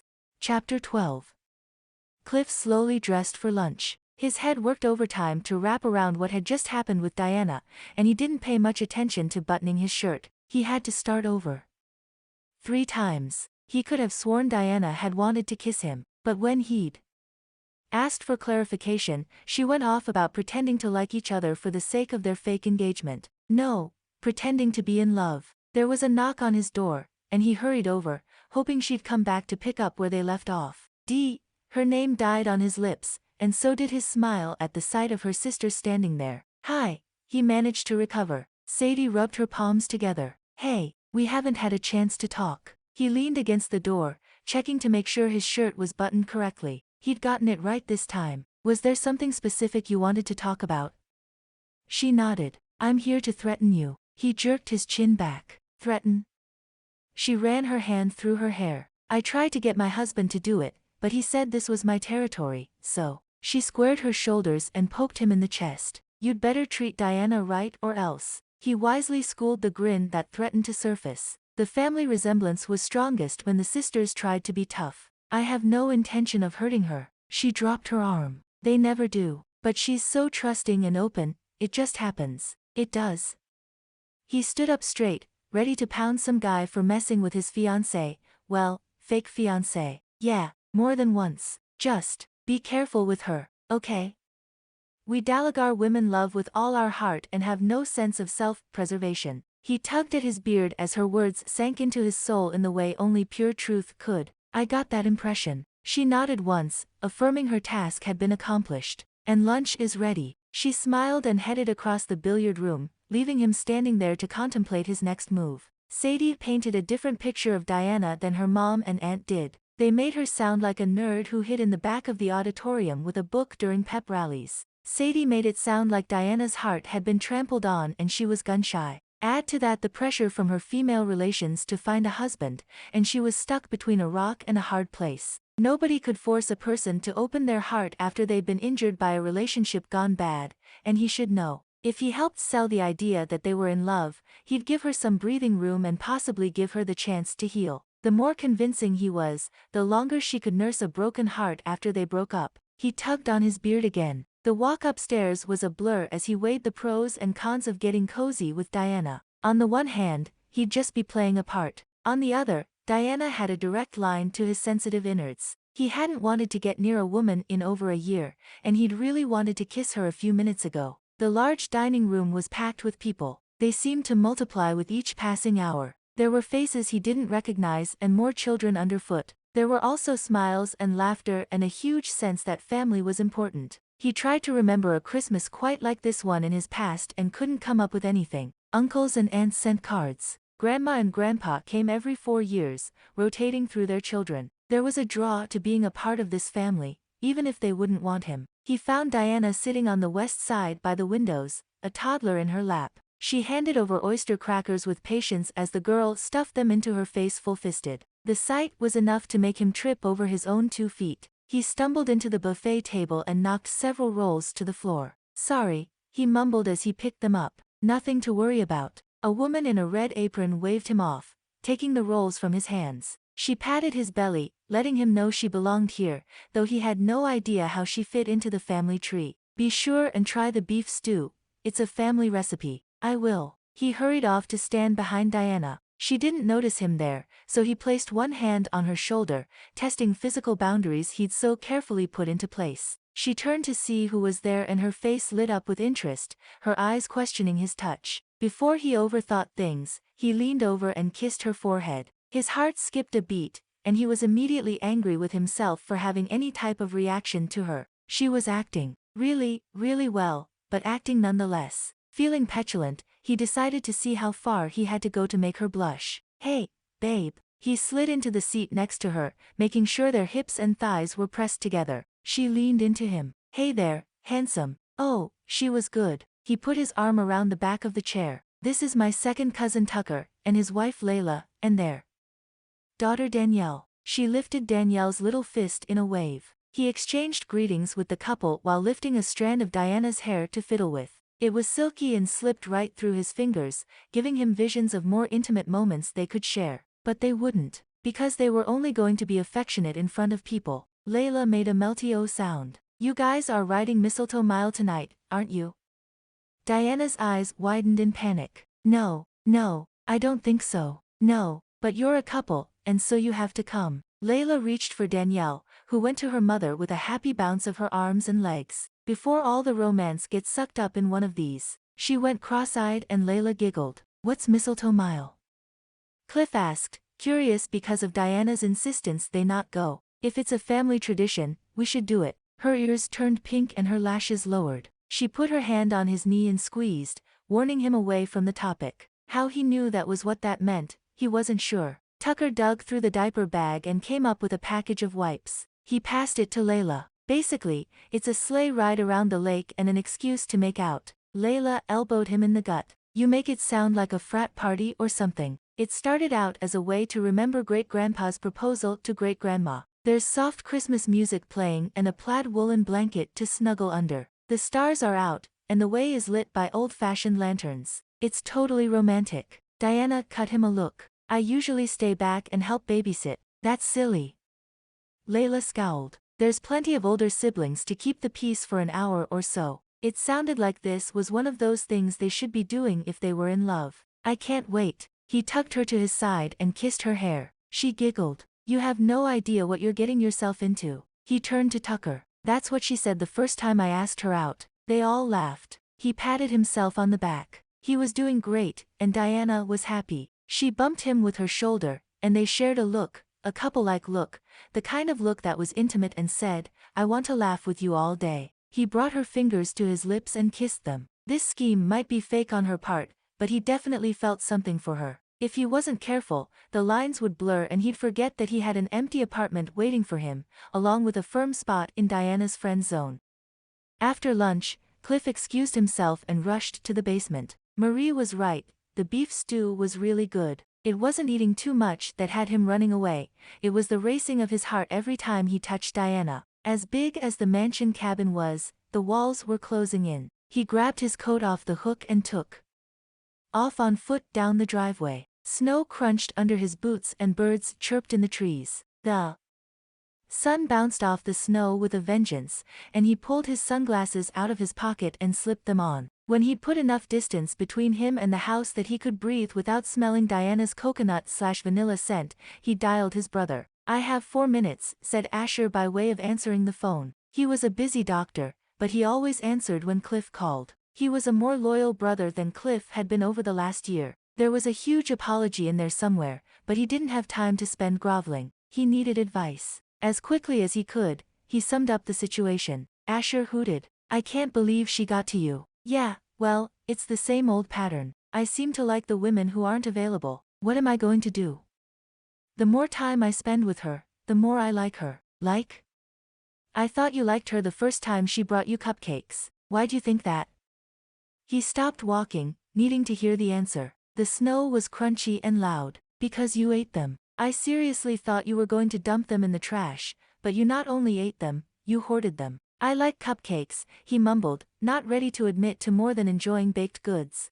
Not that much. Cliff rubbed his cold lips together as he thought back to that day. Diana had just moved in and her heater wouldn't turn on. She'd run to her car, blowing on her hands to keep them warm. He'd overheard her call the super, who'd said he couldn't get there until the next day. He debated for a half hour before offering his help. He couldn't let her freeze for a night. That was inhumane. But she was beautiful. Even then, he'd noticed the way she lit up his world. The next day, she showed up with these cupcakes that sparkled like snow and tasted like someone cared, and he knew she was trouble. Asher continued. So if you liked her back then and your feelings are stronger now, what does that mean you're leaning toward?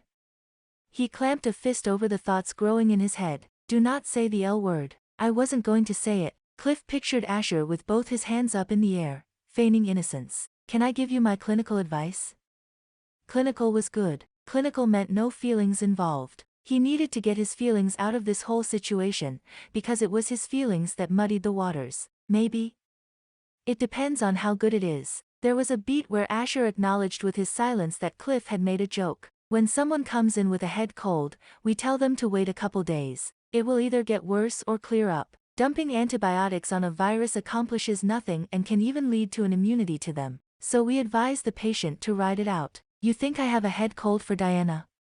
In a manner of speaking, you two are in an incubator, close, warm holiday quarters with a lot of expectations. Enjoy the experience, the feelings, knowing that they could clear up once you're back home. Cliff nodded even though Asher couldn't see it. His nod slowly moved to a shake. I don't know if I can be that open. Although it was easy to sit next to her and to kiss her head, the sense that he was on a sledding hill gaining speed had forced him out of the house. Think of it as practice. If she doesn't know it's real to you, you can hold back but still go through the motions. I guess. A woman's voice came through the line, sounding like she was reminding Asher he had a patient waiting. I'll let you go, Cliff offered. I'll call you on my lunch tomorrow. I'll answer. Asher, he had to say something. Thanks for sticking with me even when I was a jerk. So, like, your whole life.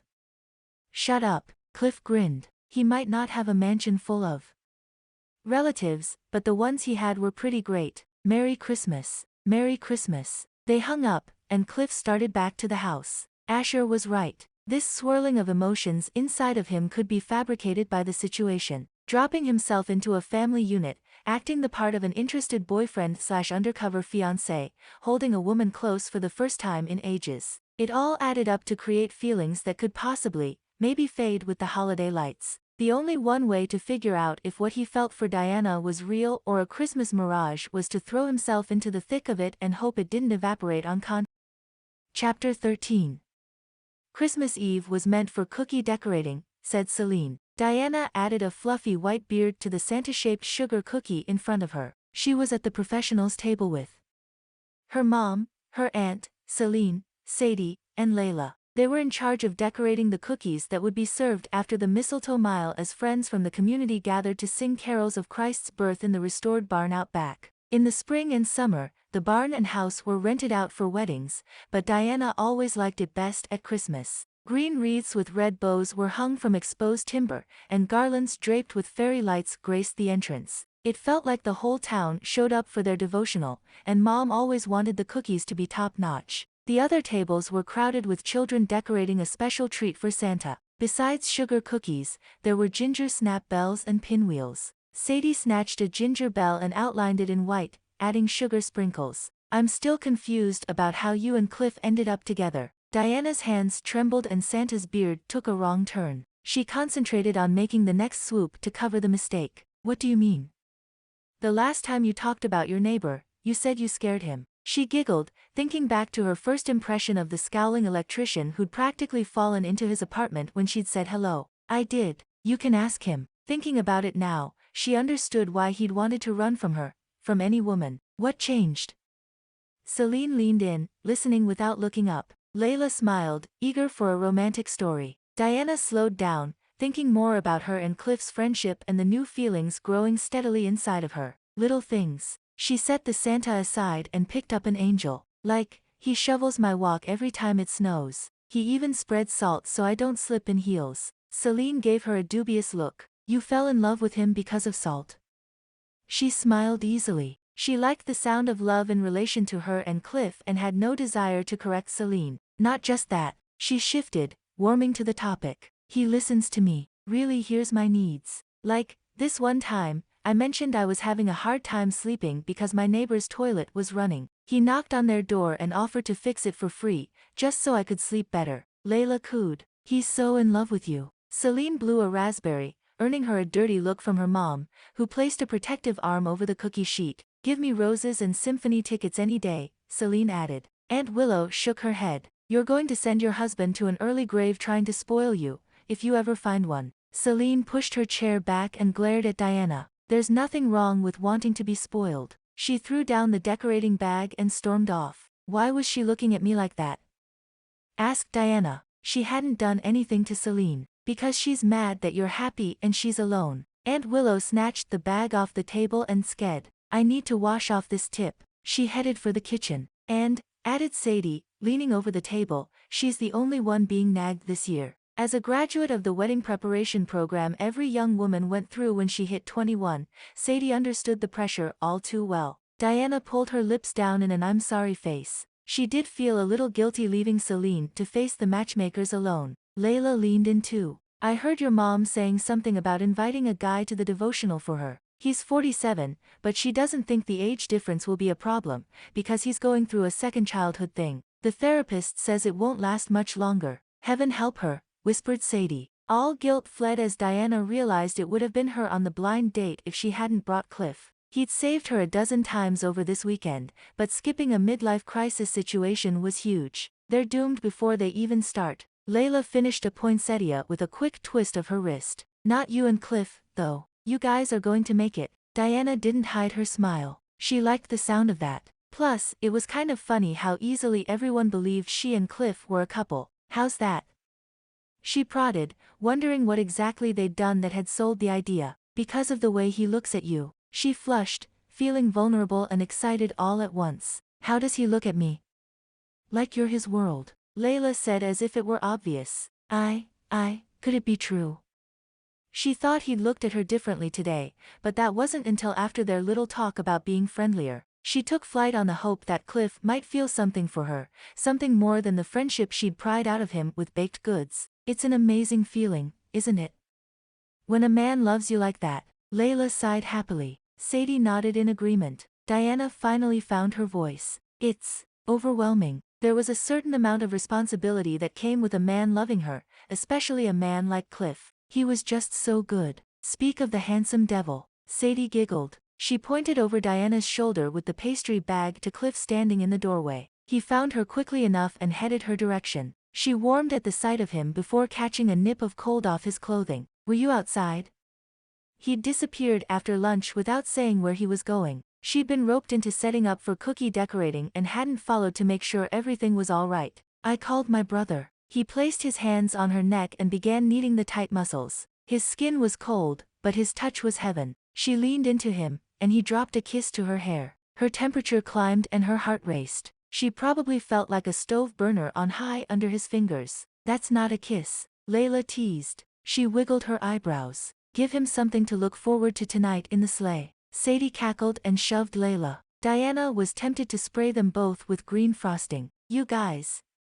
Even as she warned them off with a look, her hopes jumped up like a child on Christmas morning. "I got this." Cliff hooked her chin and turned her face up. He leaned down, and his warm lips were on hers before she could think. She dropped the pastry bag, her hands taking on a life of their own and burying into his hair, and tugged him closer. He grinned at her enthusiasm, breaking the kiss. She heaved for breath. Every particle of her body rang like a jingle bell. "I'll see you in a half hour," he said huskily. His dark green eyes were deep pools she could have gotten lost in for hours. She nodded, unable to form words. He walked away, his shoulders relaxed and his posture confident. She watched his every move, unable to walk away. That man had her wrapped and stashed under the tree in one kiss. "Excuse me." Sadie stood up and fanned her face. "I have to go make a snow angel, because it's way too hot in here." "Stop." Diana threw a chocolate chip at her. They teased her for a few more minutes before doubling down on frosting cookies. No one wanted to go on the mistletoe mile with their hair pulled back in a sloppy ponytail.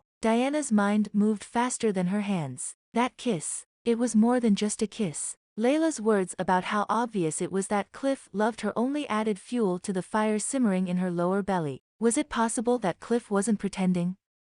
She wanted to believe it was true, because she hadn't pretended that kiss. She'd thrown a whole cupful of herself into it. He had too, if she read him right. But she didn't have the best track record for understanding men and their motives. Cliff was different, though. At least, she wanted him to be. And she wanted him to want her, because she was falling for him. Falling hard. And in her experience, a fall like this usually meant a mean bruise. If he didn't love her, then she'd end up nursing her wounded heart once again. The thought was enough to make her pause. In that pause, the feeling of his lips against hers, his warm breath, and the tingles all over her skin came rushing back. Even if she did end up hurt, Cliff was worth the risk. Her decision made, she finished the last cookie and hustled off to her room to pull out all the stops. The mistletoe mile was all about romance, and she was going to look irresistible. If Cliff wanted to kiss her again, she'd make it a Christmas Eve kiss he'd never forget.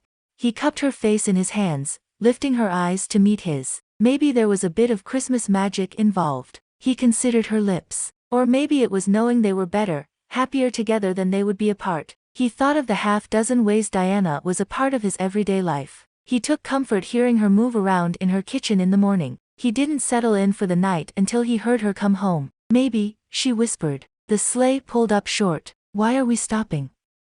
He glanced at the driver, who kept his head forward. It's the kissing tree. She pointed up. Above their head was an oversized plastic mistletoe. We're supposed to kiss. He frowned. He didn't want to kiss her for the first time for show. No one's watching. I know. She slid her fingers to the back of his neck and lifted in her seat, bringing their lips together. There was a burst of cold as their skin touched, and then fire ignited. He moved his hands, tipping her head to deepen the kiss quickly. He wasn't slow on the uptake, and he wanted this woman in a way that dispelled rational thought. She tasted sweet, like ginger cookies covered in frosting. His heart hammered so loud it should have startled the horse. Holding Diana was like nothing he'd ever experienced before. No woman had captivated his every sense, his every thought so easily. He pulled back to get a breath but then had to kiss her cheek, her temple, her forehead. She sighed with pleasure, and his heart soared.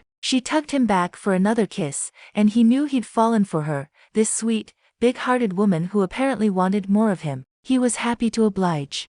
Chapter 15. Cliff moved to kiss her neck, and Diana caught sight of the barn in her peripheral vision. Cliff, she whispered urgently, pushing him away. We're here.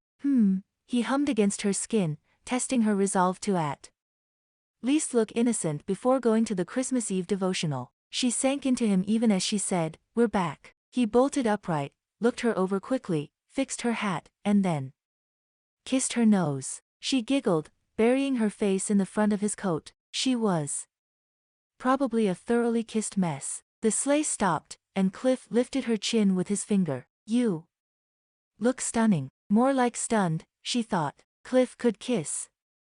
All this time he'd seemed reserved and grouchy, when in reality he was a rock star. She smiled wickedly, thinking of how much fun it had been to surprise him with a kiss. She'd thought he'd pull away before she made contact, but he'd flipped the tables on her and kissed her senseless. If she hadn't needed to breathe, she wouldn't have seen the barn looming close. She lifted up to whisper in his ear, best sleigh ride ever. He grinned down at her as he took her hand and helped her from the sleigh, gathering their discarded gloves in the process. Agreed. He pecked a perfectly chaste kiss on her lips. It wasn't enough to satiate the desire coursing through her body, but they were in the open and there were children nearby. She sighed. They'd have to keep it PG. Inside, the barn was warm, heated by a freestanding stove. So your great-grandpa built this place? Cliff tipped his head back. Diana did the same, taking in the exposed beams and sturdy construction. No, the two of them started the horse-drawn sleigh business, but it never really took off. They bought the land, though. The barn was built by my grandpa and then restored by my parents. He nodded, doubt clouding his eyes. She snuggled closer, hoping he remembered what she'd said earlier, that she liked him just the way he was. She more than liked him, she was in love with him. She probably had been for a while, she just hadn't recognized the emotion, because it had grown slowly inside of her. Privately, she thought of all the goodies she'd baked for him. He'd teased her about the unicorn cupcakes, so she made them again and again, just to get a reaction out of him. But she'd also made fresh rolls and soup. And at Thanksgiving she took him a turkey casserole so she could have a few minutes on his porch. When something broke, she was excited for the excuse to invite him over. And he came. Every time, showing that he was a man she could count on. Trust meant more to her than all the money in the world. Cliff was the only man she could picture spending her life with, making a life with. Christmas really was a time of magic and miracles. Aunt Willow got up and called everyone to attention. She started singing Angels We Have Heard on High, and everyone joined in. Diana bit back all the words she wanted to shower over Cliff. Now wasn't the time to declare her feelings. In fact, she'd have to wait until they were home and this whole fake dating/engagement was behind them. At least no one but her parents knew about the engagement part. Thankfully, they'd kept their lips sealed. She glanced at Cliff as he sang quietly. His reverence for the beautiful song turned her heart to him even more. If she could wait and do things right, then she might just be able to keep this man forever. Then every year she'd tell the story of how she fell in love with him on the mistletoe mile. Chapter 16. Christmas morning dawned, and the sound of children tearing through wrapping paper filled the house. Each family had their own private tree in their room, where Santa would leave gifts and fill stockings. The extended family would gather for breakfast and then gifts after. Mom made sure everyone had something to open. Sometimes the gifts were personal. The children always got a toy, because she believed every child should have a toy for Christmas. Teenagers received Amazon gift cards except for the year they turned 16. That year they got a keychain and driving gloves to celebrate the milestone in their lives. Diana loved the traditions her parents so carefully carried out each year. They were thoughtful and wrapped in love. She couldn't wait to share them with Cliff. She'd taken extra care with her hair this morning, styling it in a messy, cute bun on top of her head and bringing sections down to frame her face, like his hands had done the night before. Oh my gosh, if she started thinking about his kisses, she was going to melt like a piece of caramel in front of the fire. Deeming herself kissable, she rushed to the dining room. Cliff was already at the buffet table, his plate loaded with Christmas casserole and a sticky bun. He licked the stickiness off his fingers as they made eye contact. He was so yummy in his red Christmas sweater and jeans. Her body tingled all over. She moved slower getting to him, savoring the anticipation. Morning. He leaned over and kissed her cheek. Merry Christmas. Merry Christmas to you. She returned the kiss. He turned his head a little and their lips met. The room, the holiday music, and the clinking of silverware against plates all disappeared, and she wrapped her arms around his neck, ready to pick up where they'd left off in the sleigh. Ahem. They broke apart to find the pastor standing before them. His glasses had slid down his nose, and his blue eyes were full of mischief. I'd like some of that casserole, if you don't mind. His white eyebrows pumped. Diana's face flushed with embarrassment. She stepped back. Sorry, Pastor Williams. He chuckled. Don't be. Young love is a reason to hope. Diana bit her lip, studying Cliff for his reaction to the word love. He didn't say anything or give an indication that the word was a big deal. In fact, continued the pastor, I hope I'll be the one to marry you too. A spike of panic shot through her veins. Her family grabbed on to weddings like children on Santa. You're getting married? Shrieked Celine in horror and shock. Okay, she would be the one person who wouldn't be excited. Celine had probably measured herself against Diana her whole life, figuring that as long as she was married before Diana, she wouldn't be a total failure. The whole room fell silent, and 50 heads swiveled their direction. Well, Diana looked at Cliff for help. Oh. Mom flapped her hands. You might as well tell everyone. Mom. Diana scolded. She glanced at Cliff, who was looking at his plate like he'd just lost his appetite and couldn't figure out what to do with it. They're engaged. Mom pronounced, completely oblivious to the distress she caused Diana and Cliff. The family applauded and yelled congratulations. Someone said something about a great Christmas surprise. They chatted happily for a moment before the pastor waved his hand to silence them all. He beamed so big he could light that star on top of a tree. I was going to wait to announce this after the meal, but in light of this revelation, I'll go ahead and tell you. Did you know that my great-grandfather married your great-grandfather 100 years ago today? That brought another round of happy chatter. Diana took the opportunity to offer Cliff an apologetic smile. She hadn't meant for things to escalate in their fake relationship. In fact, she'd hoped they wouldn't, because it would make putting this whole thing behind them and moving into something real that much easier. Now she had to figure out what to do with a fake engagement sitting between them. I still have great-grandma's dress, Mom announced. We should get it out. Aunt Willow waved her hands excitedly. I was just thinking. She rounded the table and came to stand in front of Diana and Cliff. Cliff shuffled his feet as if he could tell something big was about to happen and he wasn't sure he wanted to stick around. He reached for Diana's hand, and she grabbed on, not sure where this was going to go. Knowing her family, she had an idea of what they were about to unleash, but she hoped it wasn't what Aunt Willow was thinking. It would be so amazing to have another wedding today. 100 years after great-grandma and grandpa's. You two are already engaged, what do you say? Aunt Willow clapped her hands excitedly. The noise level in the room went up 100 decibels. Even the children noticed and began to try to talk over one another. Diana couldn't have answered if she wanted to. It would mean so much to me. Yelled the pastor toward Diana and Cliff. You have to. Added Sadie, her eyes filled with happy tears. It would be incredible. Everyone's already here, added Tucker. Cliff broke in, my family isn't. Things quieted down as his words carried over the circle of people around them, and they hushed. Diana let out the breath she'd been holding. We can't have a wedding without Cliff's family. That wouldn't be fair to them. Where are they? Demanded Tucker. My brother's a doctor upstate. My parents are in Germany for the holidays. Call them up. Tucker insisted. See what they think. Diana held tighter to his hand. He glanced down at her, and she smiled, hoping he understood that she was fine with putting a stop to all this. His parents being gone was the perfect excuse to hold off. Okay, I'll see what they say. Wait, what? You don't have to do that, she hurried to point out. Of course he does. Mom began shooing her out of the room. Her fingers slipped from Cliff's, and she felt a wave of homesickness for him wash over her. While you're working on that, we'll go find the dress. Men. She got their attention. You're on dishes. Willow, will you take a crew out to make sure the barn is righted from last night? The barn? She'd always wanted to be married in the barn, but I should really talk to Cliff. Sadie came up behind her and put her hands on her lower back. You've already seen the groom on your wedding day, no more. But, if only someone would stop for a moment and let her think.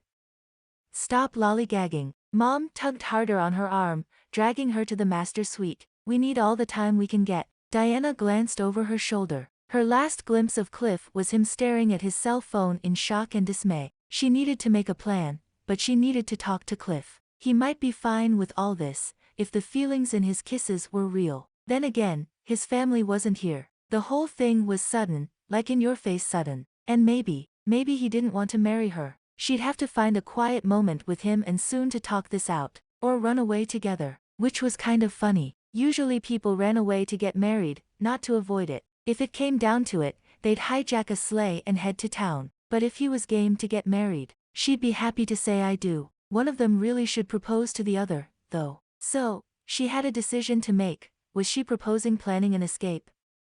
Chapter 17. You look like you've been hit upside the head with a 2x4. Cliff ripped his eyes off his phone. He'd been trying to remember how to dial. He had to call his parents, but he had no idea what to say. Hey, Mom, Dad, I'm getting married this evening sounded crazy coming from anyone, but it sounded insane coming from him, the man who'd sworn off women and marriage after being passed over for his former best friend. Diana's brother laughed and smacked him on the back. Marriage is great. I promise. You're going to love it. He roughly gathered up several of the serving dishes, probably chipping them, and headed for the kitchen. Just don't have kids too soon. Enjoy the honeymoon phase for as long as you can, added Tucker as he hauled their screaming toddler out for a diaper change. Honeymoon? Children? The room began to spin. He flashed back to waiting in the groom's chambers, checking his tie and cuff links. The happy euphoria of knowing Juliana would be his wife. And then the horror of her words sinking into his brain like stalagmites growing slowly. The understanding. The betrayal. The brokenness that held him captive for months. He had to stop this before it went any further. Listen. He turned to the man closest and grabbed his sleeve. This has gotten out of control. The man turned out to be Diana's father. He looked around the room and nodded slowly. I think you and I need to take a breather. A breather?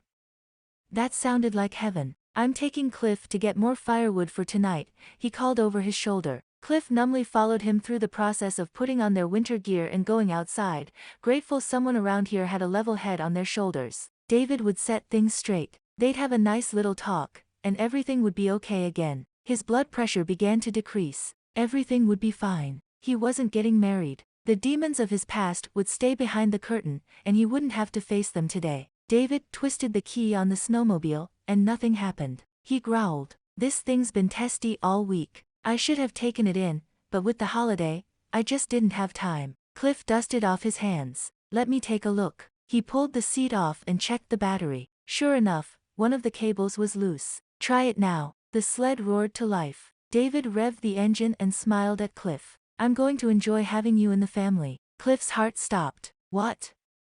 Wasn't David supposed to stop this crazy wedding train?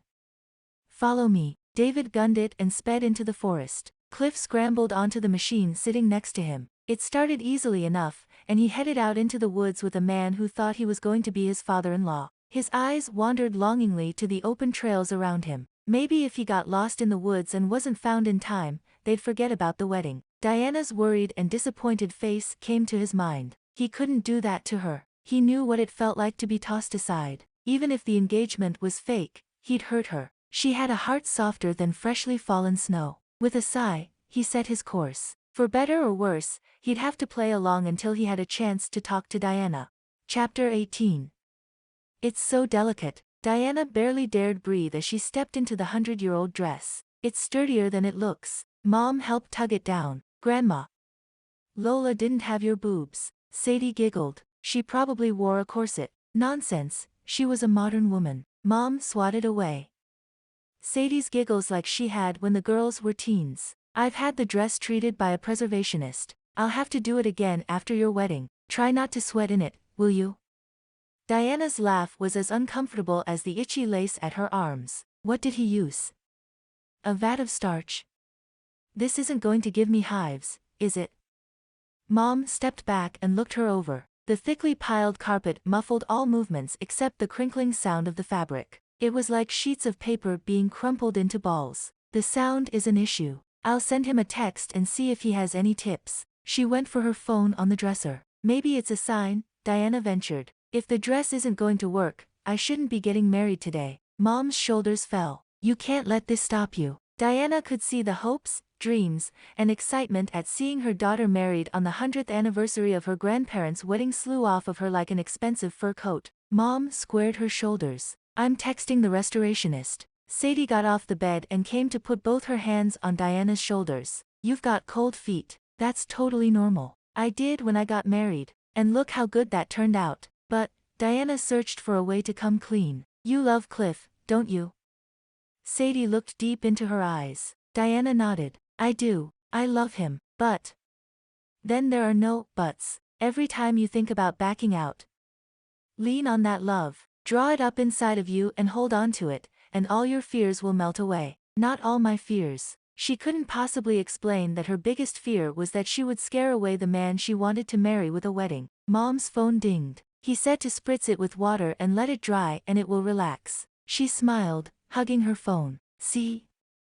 It's meant to be. Diana held back her moan. She needed to talk to Cliff, needed to find out what was in his heart, and she needed to find a way to cancel this wedding, stat. She'd get out of the dress, put on her clothes, and kidnap him right away. Mom and Sadie worked to get her out of the stiff satin and lace. The dress was gorgeous, the lace handmade. How Grandma Lola managed to make such a beautiful dress in less than a month was a miracle by itself. While Mom and Sadie were in the bathroom with a spray bottle, she dressed and slipped out the door, running for the kitchen. Sadie was already caught up in the whole don't see the groom before the ceremony thing, and she'd do all she could to keep the two of them apart. In the kitchen, she found the pre-teen, teen, and early 20-something guys having a suds fight. They paused when they saw her, sharing looks that asked who was going to take the fall. Where's Cliff?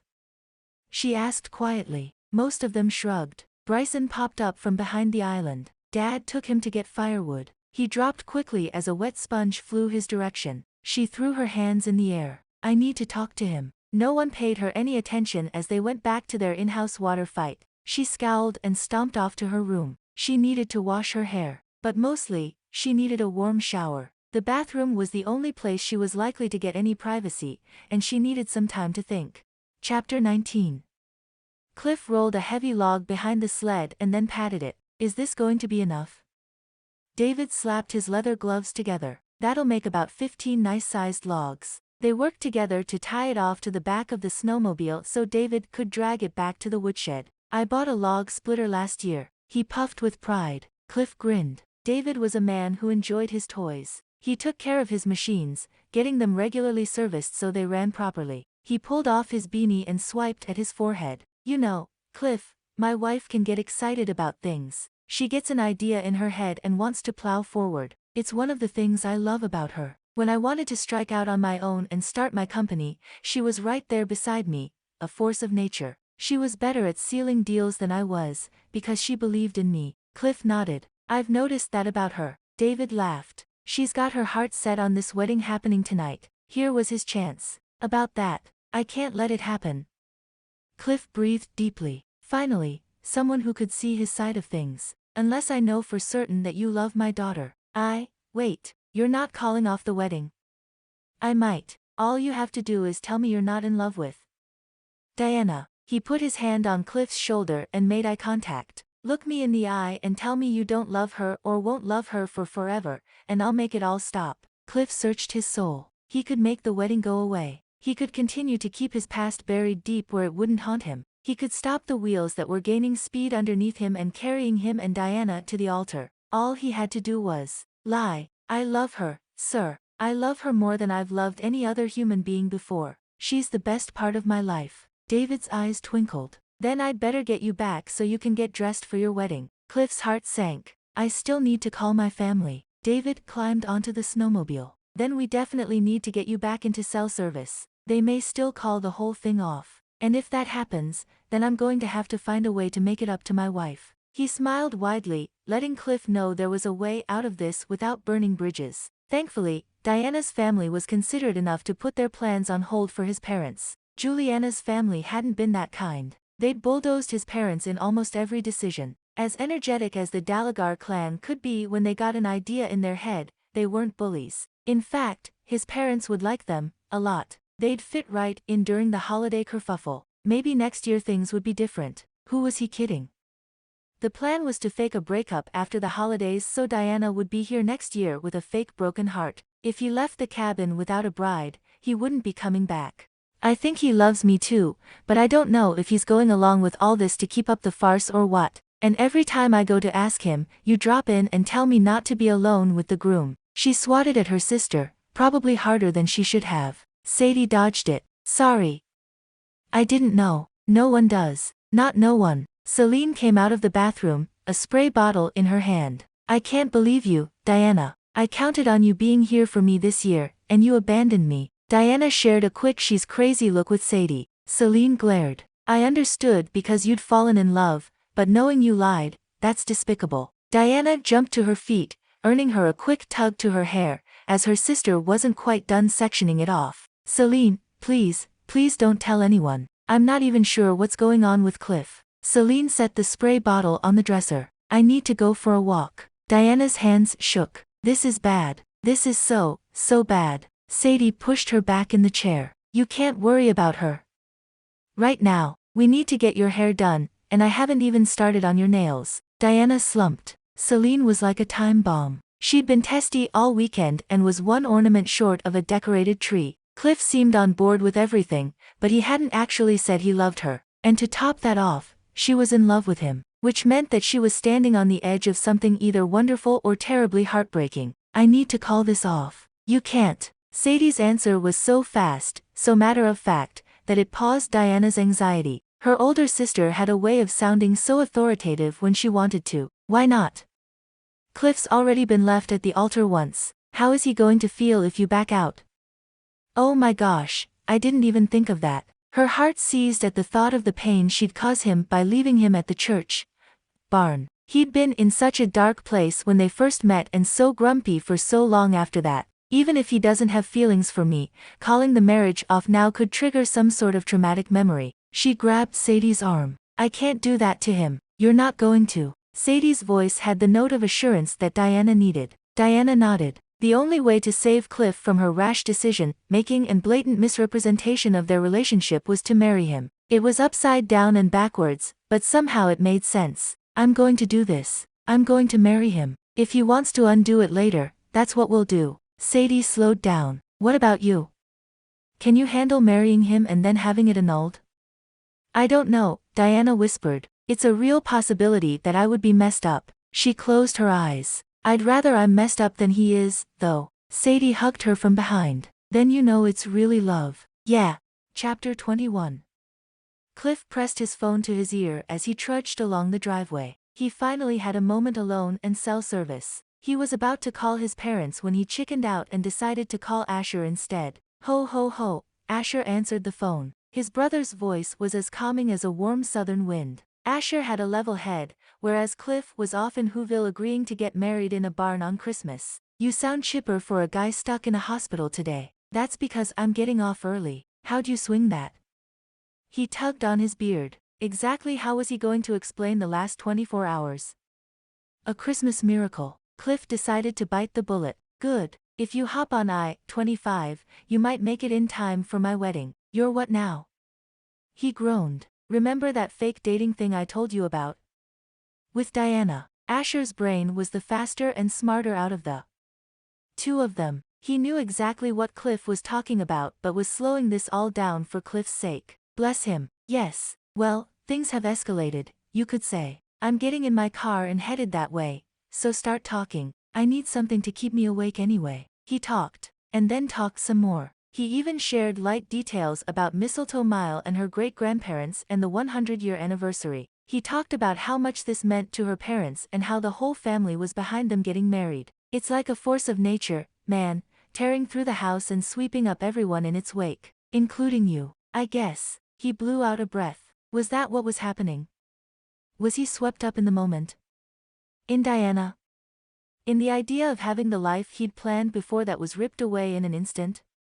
Do you want to marry Diana? Just hearing her name made Cliff feel all warm inside. She was everything he'd wanted in a wife, soft, smart, tender, loving, nurturing, and thoughtful. Would you check me into a mental hospital if I said yes? Asher sighed. No, but I'm not sure you're ready for this. Wasn't it just yesterday you said you were having a hard time acting like you were dating, and now you want to get married? Was it yesterday? It's all happened so fast, but it feels so natural. You were supposed to pretend to like her, to practice your skills so you could start dating again. And then maybe, in a couple years, you could think about finding someone to spend your life with. She's already a part of my life. I just didn't realize how much. And I can't imagine not having her there. I'm afraid that if I call it off now, I'll ruin any chance I'll have of winning her heart. A sense of desperation grabbed onto his rib cage. He could screw this up in a major way. So you're going to gamble your future? I know. I know it looks like that. I'm in love with her. The line was silent. Did I lose you? He pulled the phone away from his ear to check the screen. The call was still connected. Hello?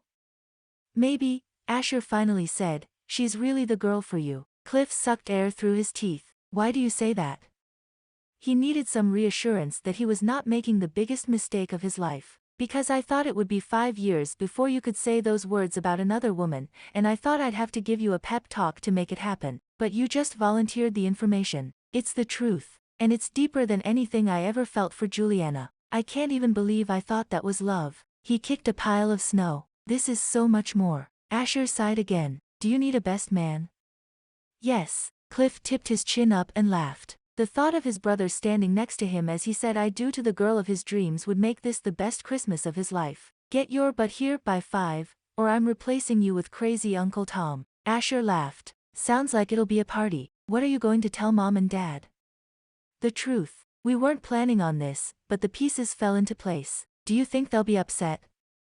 Nah, they'll be relieved. They've been more worried about you than I have. You sound happy. That's all they want. Thanks, bro. I'm calling them now. He gave Asher directions to the cabin and then called his parents. They were thrilled for him, though sad that they would miss the ceremony. He promised to take them out to dinner with Diana and provide proper introductions. Maybe they'd plan a small reception for close friends of the family. After the stress of his last wedding, they weren't too eager to jump in again. He assured them that they would love Diana's parents. They were good people. He could see David enjoying hours in a canoe when the lake thawed this spring. As he hung up, he stroked his hand down his beard. Shoot, he couldn't get married looking like an overgrown brawny man. He had to hurry up and shave, or he'd be late for his own wedding. He grinned, remembering Diana's gift. She liked him just the way he was, so he'd keep the beard. But he'd trim it up and shape it to a length that would still tickle her cheek but make him look respectable. He hustled up the walk. He couldn't wait to meet his bride.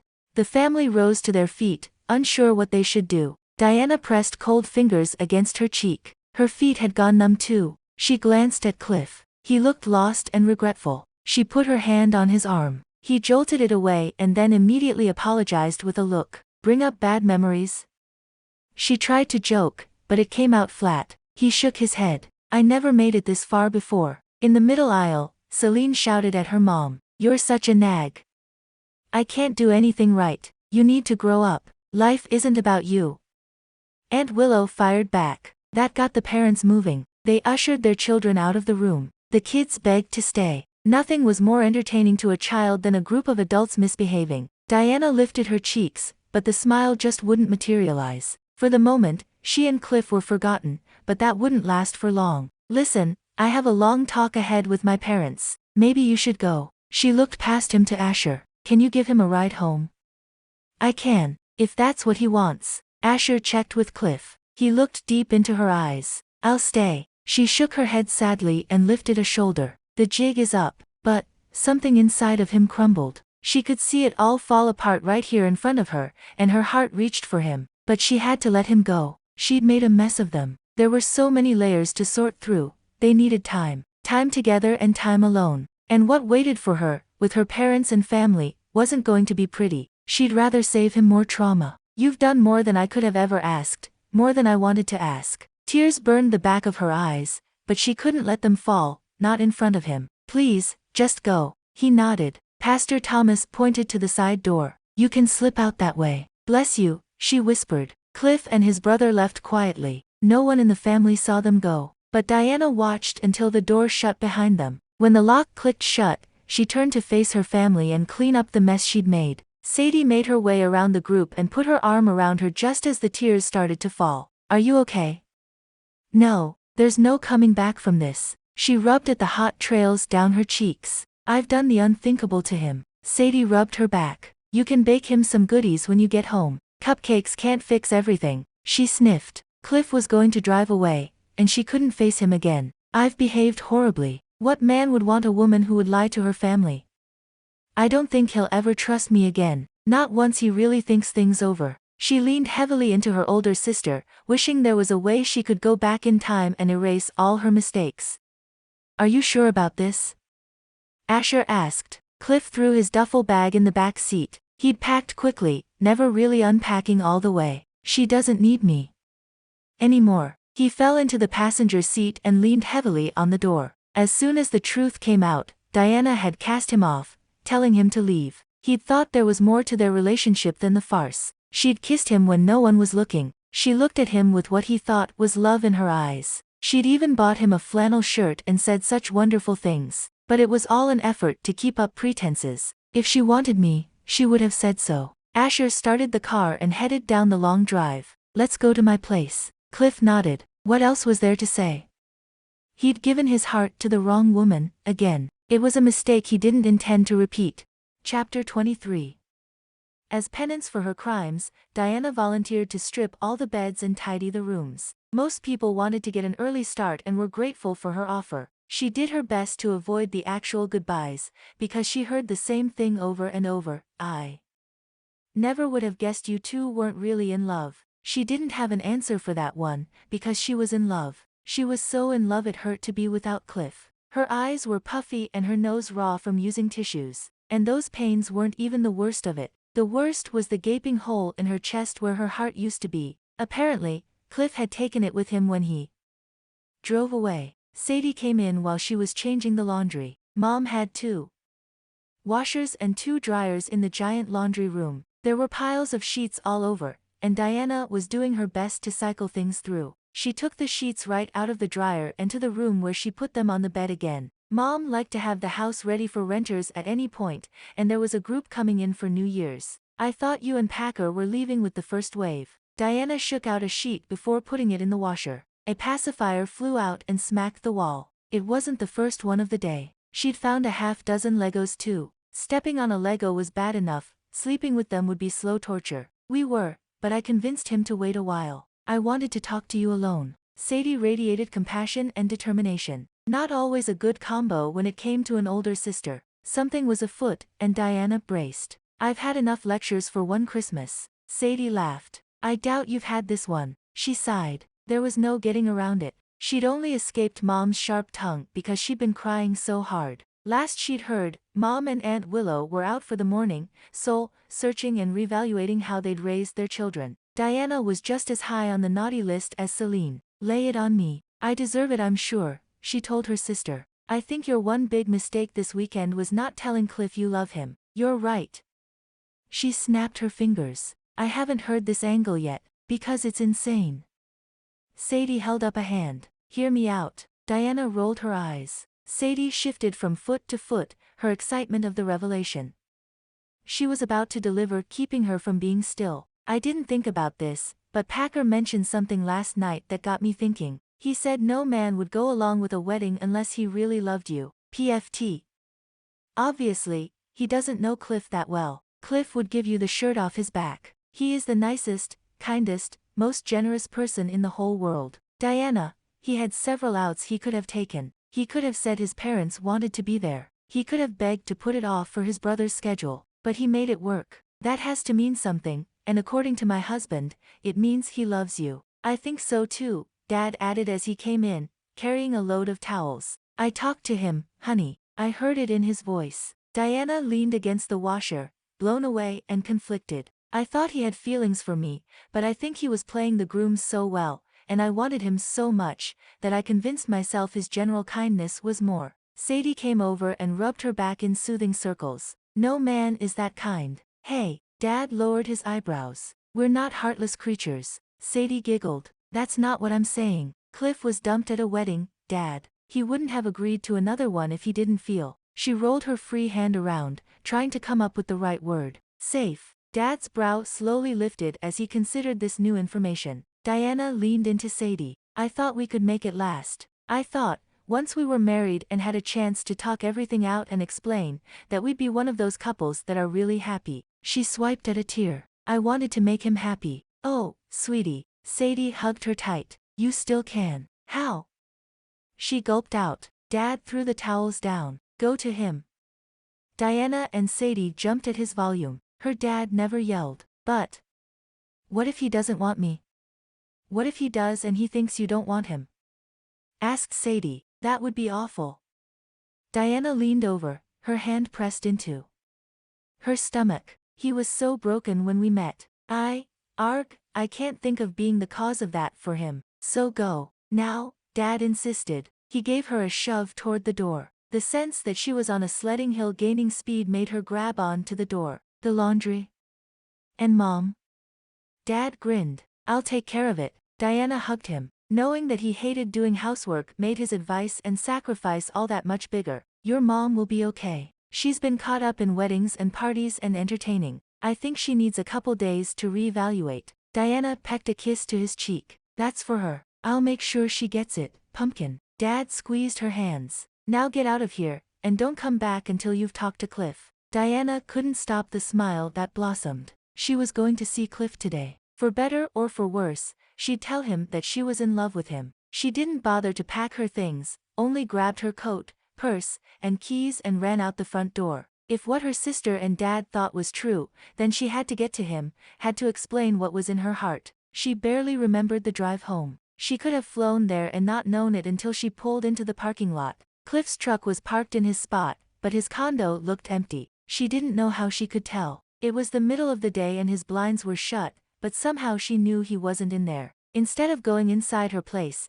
she sat down on his steps and leaned her back against his door. He wasn't getting in there without talking to her first. 20 minutes later, it started to snow. She watched the large, beautiful flakes float softly to the driveway for a half hour. All the while, she practiced what she was going to say to him, how she was going to phrase her declaration of love. Cliff, I think I've loved you since the day I met you, she recited to the frigid air. When she started to tense from the cold, she grabbed Cliff's snow shovel and went to work on both their walkways. She laughed to herself as she made a path for him from his truck to his front door. He may not know what he was walking into, but he'd get there without trudging through snow. He hadn't left the salt bag outside, so she couldn't sprinkle the sidewalk for him. When she was done, she brushed off her gloves and checked the time. It was late afternoon already. He had to be home soon. He wouldn't fly to Germany to be with his parents, would he?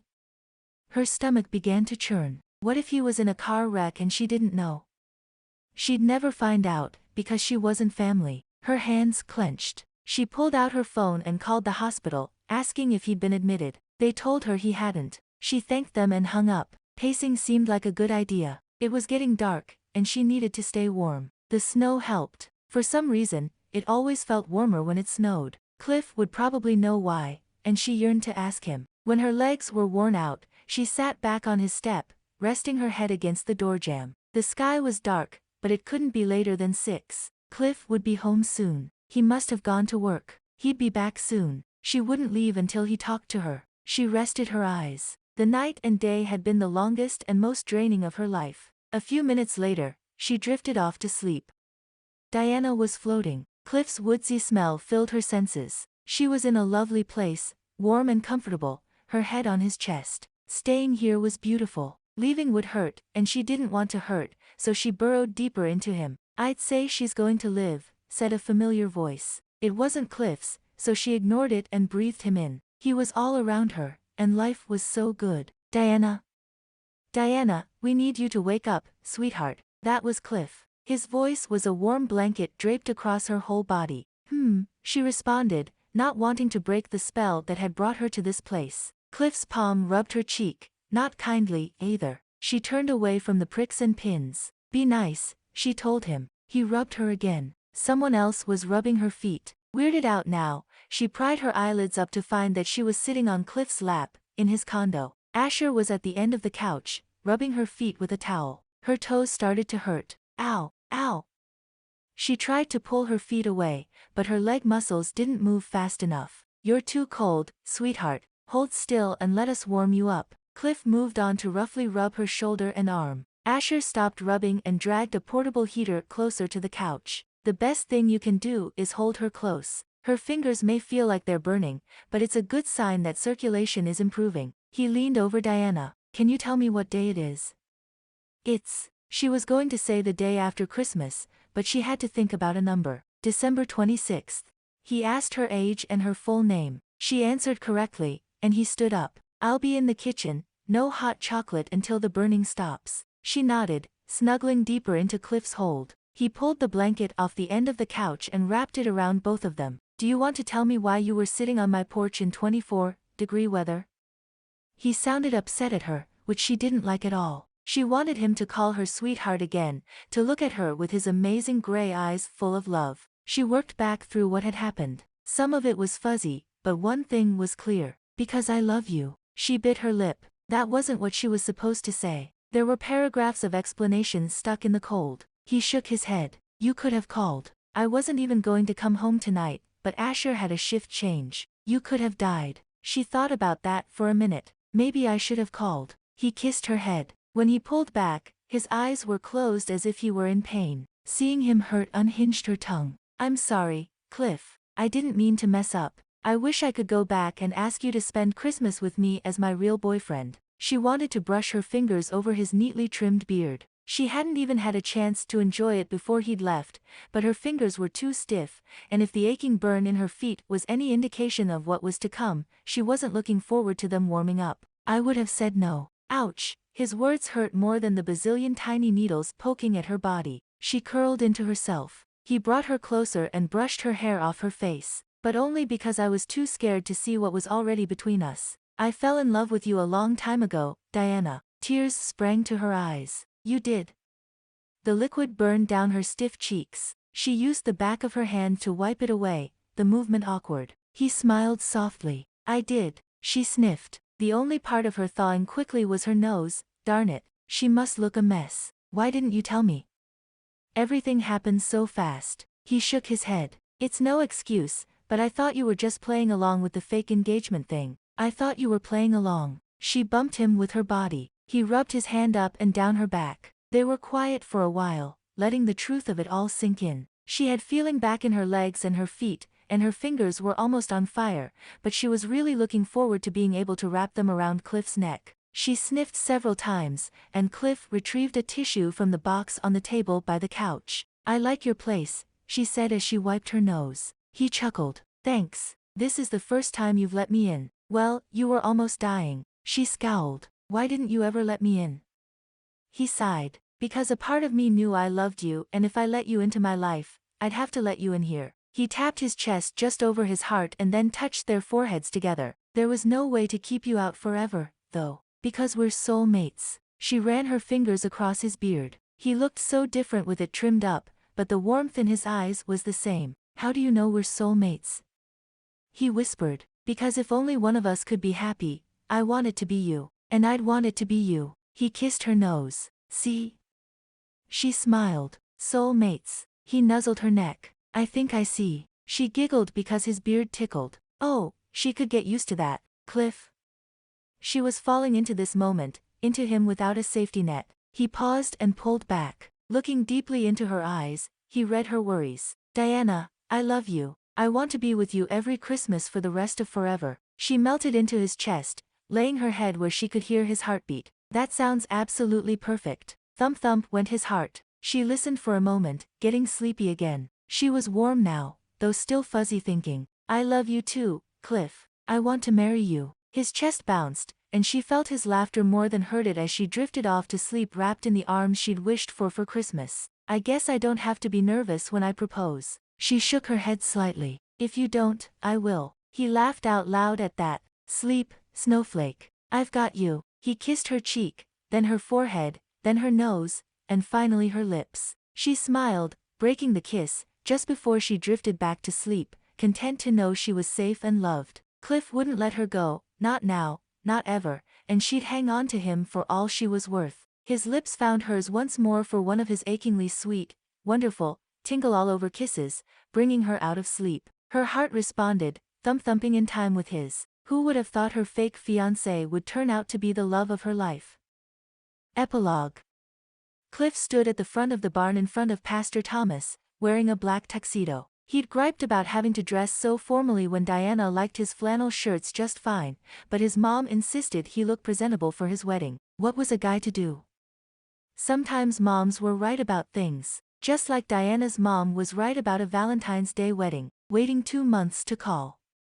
Diana, his wife, had almost killed him. She'd decided not to wear her great-grandmother's dress, instead choosing an empire gown and long white gloves. She looked miraculous, and despite her insisting she would have proposed if he hadn't, he couldn't believe she'd agreed to be his bride. He'd proposed on New Year's Eve in front of her parents and his, so there were witnesses. She'd kissed him 3 times before he got an answer out of her. While she didn't wear her great-grandmother's dress, he'd had a replica of Grandma Lola's ring made up, with a slightly larger stone. He often caught Diana staring at it and smiling. The sigh made his heart thrum. Celine came down the aisle first. She and her mother had agreed to a truce of sorts and agreed to not talk about men, dating, or marriage for at least 5 years. Aunt Willow said a mother could only be silent for so long. Celine said she'd never been happier and had brought a software developer to the wedding. He seemed like a nice guy. Sadie followed as the matron of honor. She winked at Cliff before taking her spot. He shook his head.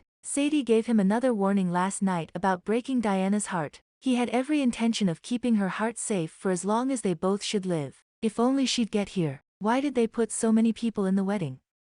All he needed was Diana and the ring, and he'd be a happy man. The wedding march started, and he held his breath, waiting for that first glimpse of her. She appeared on her father's arm, beaming like her world was alight with joy this day. He didn't breathe until her hands were in his. He lifted them, kissing her knuckles. It wasn't planned, but he couldn't help himself. The pastor's words were a blur and Cliff almost missed his cue to say I do. He was so wrapped up in Diana's loving gaze. This was what life was about. For too long, he'd stood on the sidelines. If he hadn't said yes to being her fake fiancé, he would have missed out on being her husband. You may now kiss the bride. I thought you'd never get there, Cliff said just loud enough for Pastor Thomas and Diana to hear. She giggled and slipped her hands behind his neck, pulling him in for a kiss. He sure liked the way she drank him in, like she'd never get enough. He knew exactly how she felt. If he had 10 lifetimes with Diana, it would always be one too short. Their love would burn on long after they were gone. Thanks for listening. If you enjoyed the story, please leave a comment below. Are you looking for more holiday romances? Then subscribe to my channel, read my books on Amazon, or join me on Patreon for an ad-free experience. I'll put the links in the description. I hope you have a very Merry Christmas.